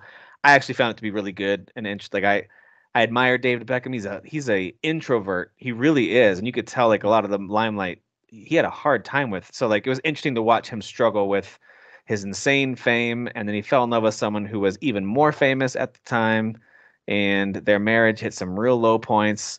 They really struggled, but like to see them talking about it now as 40 somethings who have kids that are growing up, like I just really enjoy, like I kind of felt like I could relate to him as now that I'm in my 40s and we're looking back on the ups and downs of life. I just thought it was really, I never thought I'd be able to relate to someone that famous and rich, but like he felt human. So I thought they did a good job. Fisher Stevens directs it, and you could hear his voice a lot throughout the series. I know that voice or that name. Yeah. What is that? Who's that? He's a director and actor. You've seen him and stuff. But really good sports doc series. He's been in Lost and like Hail Caesar. And they did a really cool thing. I was mentioning this. Like he would have so many famous players and managers of football. Obviously European football. He would have them rewatch games and clips and stuff, and he had the camera really close up on their face, which was weird at first, but I really got used to it and really liked it. And he's filming them watching this thing and watching their reaction live to like a moment in a game or something that's said in a press conference, and they're kind of like smirking or laughing or whatever. Like he's getting real reactions of the people now years later. I just thought it was really interesting the way he did that part of it. My favorite clip of that show, I haven't watched it, but the show itself, but the clip that's gone viral is when his wife is trying to paint herself as a working class. He's like, no, be honest. He's like, nope, nope. What did your dad drive? What did he drive? What did he drive? Like, Rolls Royce. And he's like, thank you. And he like leaves.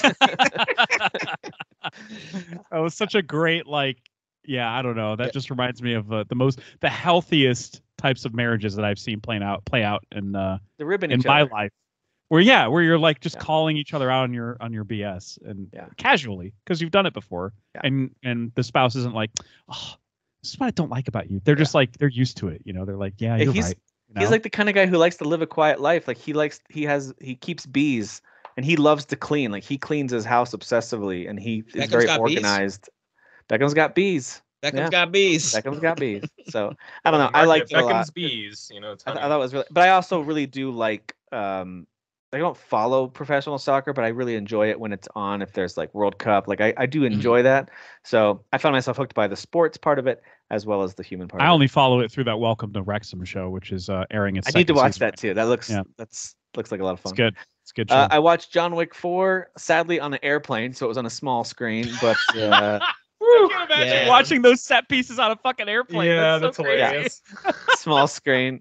It's the first time it's been available to me to watch for free. It was probably still fun though, right? Like this is like Chris Nolan. I just attached it to my hat like this. Yeah. Cinema. Real cinema. It's like VR. It's cinema. It's cinema. This is cinema. No, it was of course super fun. Loved it. It was great. It's another cool John Wick thing, but better than Like the set pieces just keep leveling up. So I don't know how they keep on getting bigger. Man. Really, really good. Really, so unbelievable. Unbelievable. And as far as games go, I played 2 demos. I just want to mention real quick. One's called Warm Snow, which sounds kind of gross, but that's about peeing in snow, dude. Let me tell you about yellow snow. Dude. Yeah, it's got this cool. It's got this cool art style that Legend of Tianding or even the Ebenezer game, where it's very kind of clean art style, but it's an isometric action game. And I do like the mechanic where you throw swords and you have a meter that builds up where you can summon them back to you. So you select you can throw. I love that. So that part's pretty cool. So yeah, I think it's pretty fun. The demo was like, hey, this is good enough. At some point, I might grab this game. It's on my wish list now. Like I think it's cool. So, and then I tried the Ghost Runner 2 demo. I wouldn't have been able to tell you that it's not the first game. Like to me, it was exactly the same as the first game. But with motorcycles now, Tim. I didn't get to any motorcycle segments. I didn't play it for that long. But it looks cool. I actually had a lot of stuttering though on my PC, even though it was telling me I was getting like 80 frames per second. Did not feel like it. I think the game. It's just not optimized. At least the demo wasn't optimized. Oh, a PC game not being optimized in 2023. It's weird. I know. PC Master Race, man. Say. That's not possible. Right. PC I know that's just a me thing. No one else experiences that. Right. No one's talking about this. I definitely did not have that happen multiple times in Song of Nunu. Did not have that happen. Yeah, of course not. That didn't slow down for me in between. Because PC Master Race. That's why I didn't have it happen. Nunu is a no-no. Nunu no. I've been playing a lot of Mario Wonder this past week. I'm in World 5 now, and that game is so good. Really truly. I see why everyone's saying it. It's been since Super Mario World that I've been this and raptured is that the right word? By a side scroller Mario.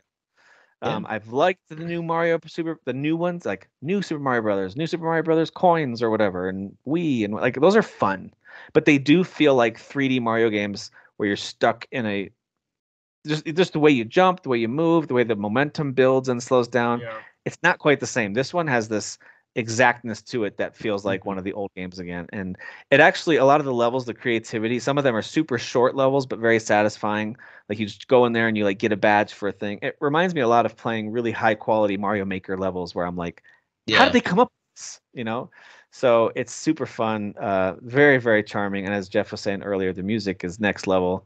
But man, right when I think like, okay, I think I get what this game is, they introduced this whole new mechanic or power or thing that happens, and all the wonder experiences, like those little trippy psychedelic things they send you to, they're all either super fun or just the right amount of challenge, or they're actually like super silly. Like I've chuckled several times. I'm like, what? The singing one was so funny.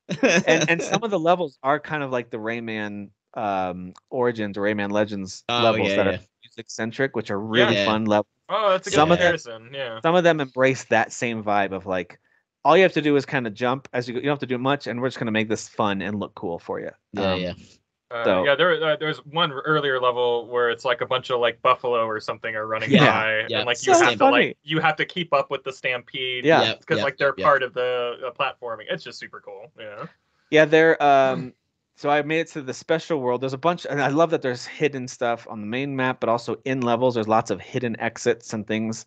So I found a couple of those so far, and now I really want to go back and find the other hidden levels. So I've gotten to the special world because there's like 7 main worlds, and there's a special world, and it is so hard. Like those levels, I'm like, all right, they're not joking around. Like when you get to back in the Mario world, there was kind of the star levels or whatever. And they were much tougher. The Star Road thing, there was that. Exactly, the Star Road. And so this is very similar to that. And I haven't beaten either of those levels. I'm like, I'm going to have to come back to these because I need to be like ready for this. Some of them are so easy and you're like, oh, cool, a kid could beat this. And some of them are like, no child should see this.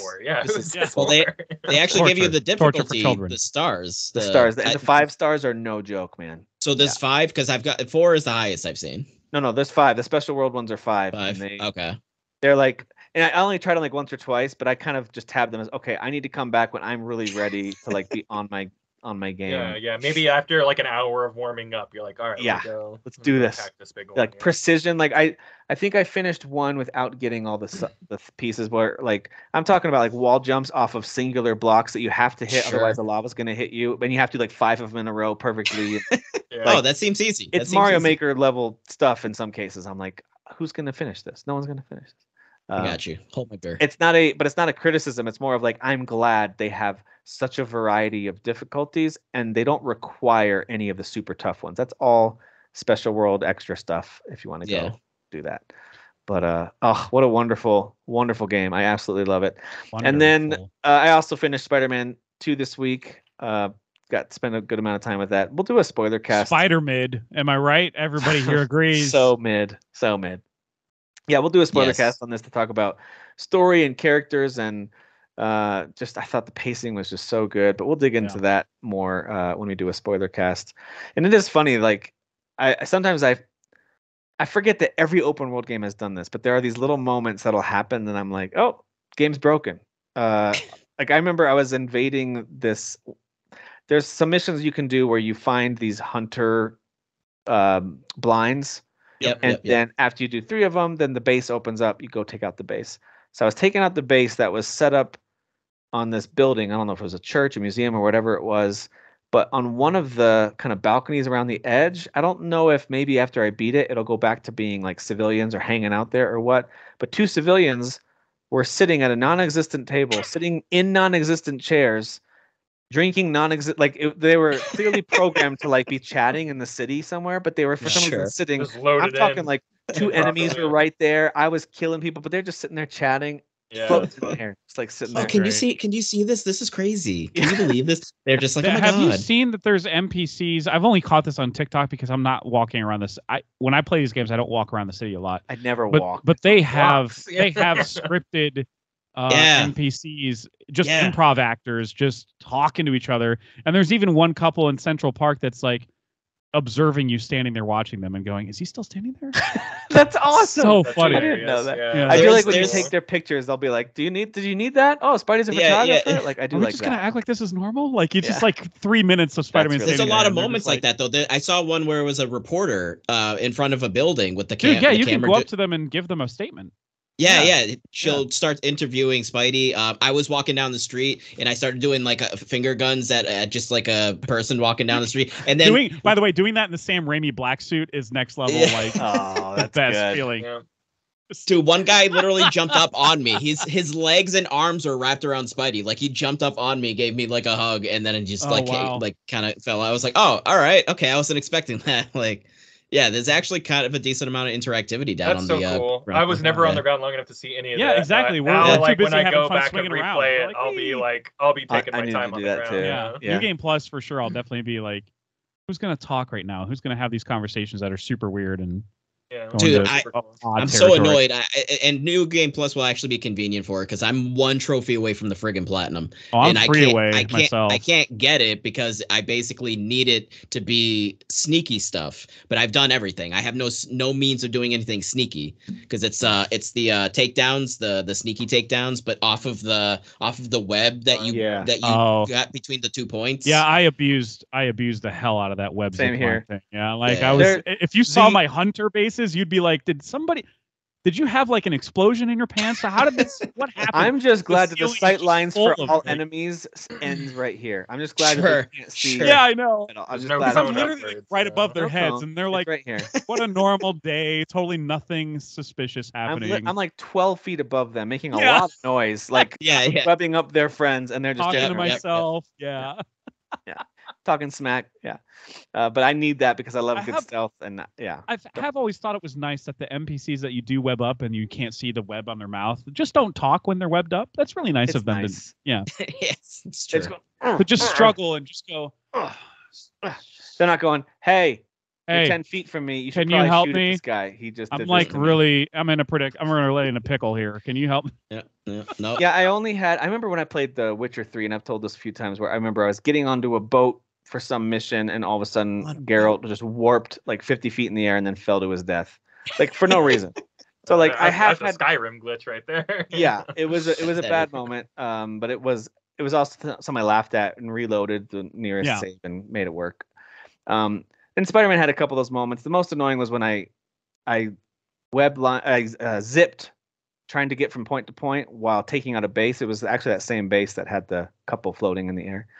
But I had done stealth takedowns of the entire base. I had successfully webbed up everybody. I think I had like 3 of them left, and I zipped, and Spider-Man for some reason just kind of like sailed right through the wall, and I was kind of like behind the wall. So now everything looked like the textures weren't right. I could kind of climb up part of the wall, but I couldn't jump out. I couldn't zip anywhere.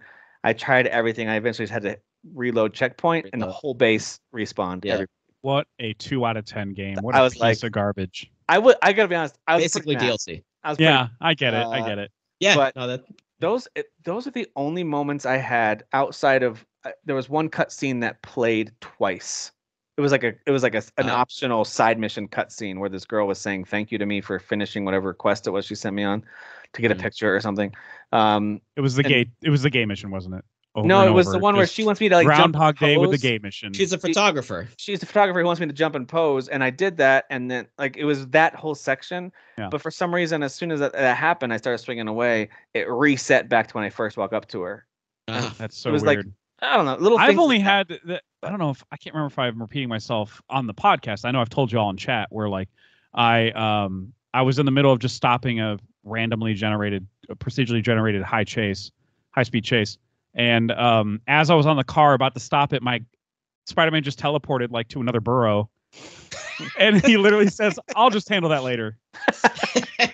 He's like, I love that he said that though. He's on the car and then he just another building. I'm good. Brain check. Yeah, glitch in the Matrix. Nobody look. It's totally fine. I'm glad it was nothing serious for me at all. Yeah. Man, was it good. My son stayed and watched me finish the game because he had gotten home from work. And love that final fight. Love it. He usually goes up to his room and gets online and plays some games with his buddies before he goes to sleep. But he's still wearing like his work uniform, still kind of has his bag, and he's watching. And I won't say like what the encounter is, but there's a series of encounters leading up to the big final stuff that's happening. And so he ended up watching like the last hour and a half of me playing that game. He just kind of like sat. And I saw him kind of like lean into the chair, and then he like pulls the recliner thing up and was just watching like, and we're just talking about the game. It's just so good. It was so captivating. And it's so well done. So man, what a freaking experience. I love that game. So yeah, I'm kind of sad ready for the next one. How they've set it up. It's just so beautiful.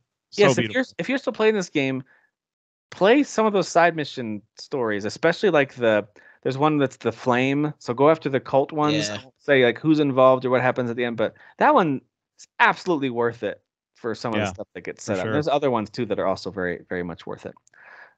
There's one that's on the dock somewhere that is a reference to a character you've interacted with before in a side mission. All right. And it ends up being like one of the most heartfelt things I've ever experienced in the game. Like I didn't expect it. Like every meme that I've seen about the mission is like, like every game that we've experienced a mission with that character in particular is like, oh, we got to go do this for this guy. Oh my God. And then the second game happens and you're like, but there was like a little bit of an energy of that, but I wasn't entirely sure. I don't know. That one hit. That one hit pretty hard. That was surprising. It was very good. Game is good, you guys. Oh my God. It's so good. This one was excellent. All right, that does it for us though for this week. We're gonna wrap it up. And next week, I don't think for sure that we'll have the nominations on hand for Game Awards. If we do, we'll see how our predictions went. But if not, there's other new games coming out, and I've got a couple games up my sleeve for us to play together on the show. So And let me tell you, I am going to tell you guys all about the Marvels. I am biting the bullet for the team. I will see the Marvels in the movie theaters. Thanks. I'd rather you didn't, but okay. I have a free ticket. It's fine. Don't worry about it, guys. It might be good. I'm not spending human dollars on it. Don't worry. Dan, it might be good. Don't say that. It might be. It might be. You never know. You don't know what you're saying, Dan. There was no way. There's no way. I'm voting with my heart. All right, guys. Thanks for listening and watching. We'll see you next week. Bye.